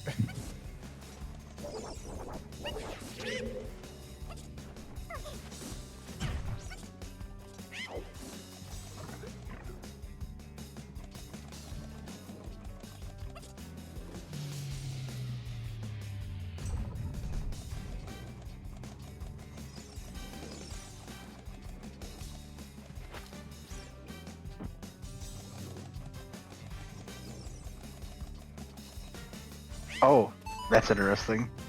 What's up? I just saw art of Seven and Mirage essentially close together and pushed up against a wall. Oh my god, That's a good way for them to be, I think.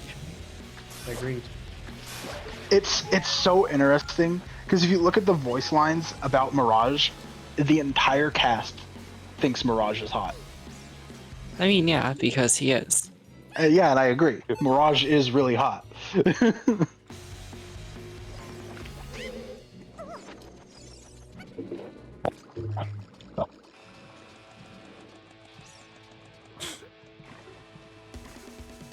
Here we go, boss fight time.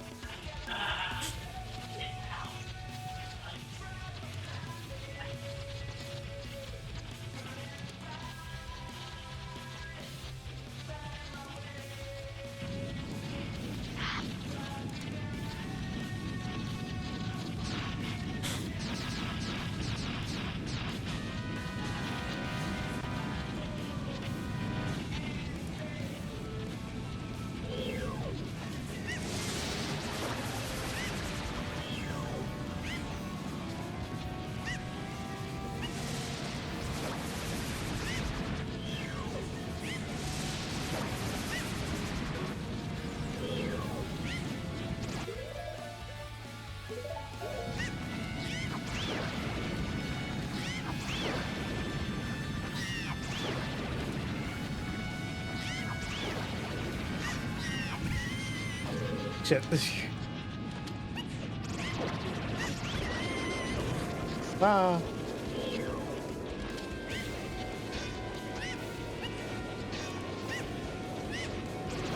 Yes, gotcha.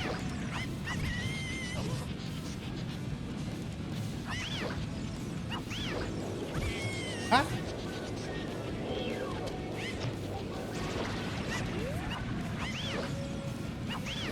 There we go.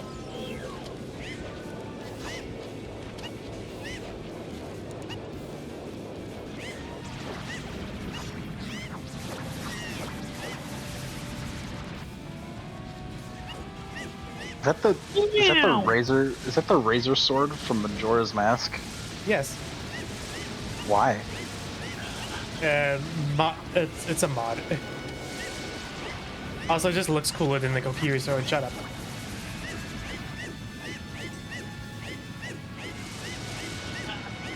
It's so funny that in Majora's Mask, the fully upgraded sword that doesn't get reverted is it clearly looks like a final upgraded sword, but it looks so much worse compared to the razor sword. I kind of like that. It's like a fucked up otherworldly sword. It kind of mixes well with the absurd like visuals of the game sometimes.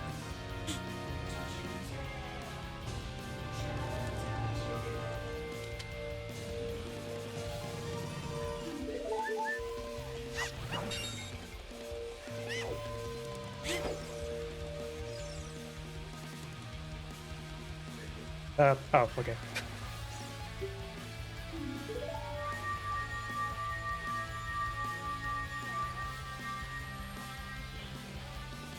I had to screenshot this when it comes up.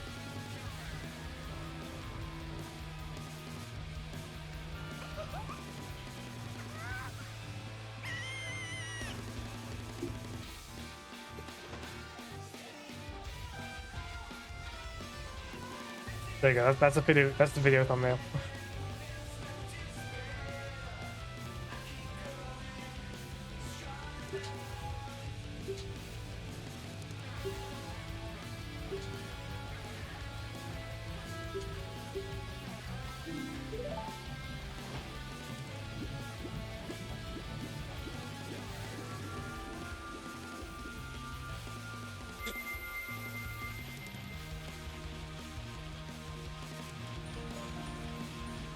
I think after this cutscene, though, we're probably gonna have to end the stream because my dogs are looking to go outside. Oh, fair.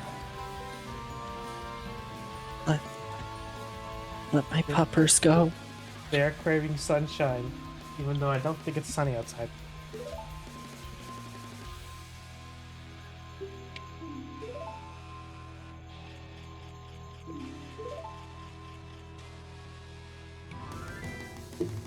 But first, there's a spider nearby. I have to kill it. Yes, he's right there.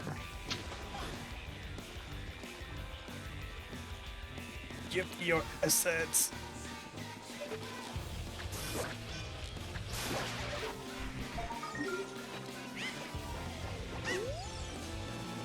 Hooray. It's so funny how so many of these Skulltula options just open up to be able to get once you get the boomerang, and only when you get the boomerang. Yeah, I know, right? Fucking, and then they become inaccessible again when you become Adult Link and you have to wait to get the fucking hook shot. Oh, that's right, because you're not allowed to use the boomerang as an Adult Link. Yeah.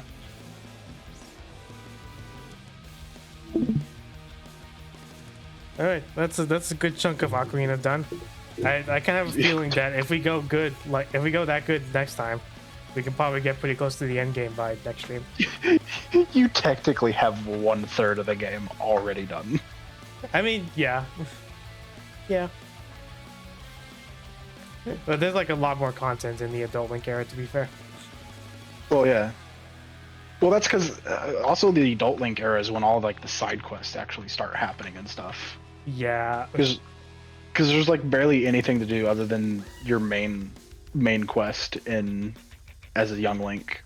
Yeah. And then Majora's Mask comes along, and it's like, all right, now here's 30 side quests that you can do throughout the game. Yeah, and it's fucking peak. Alright, we're gonna end the stream there. Thank you for watching. See y'all next time. Oh. See y'all.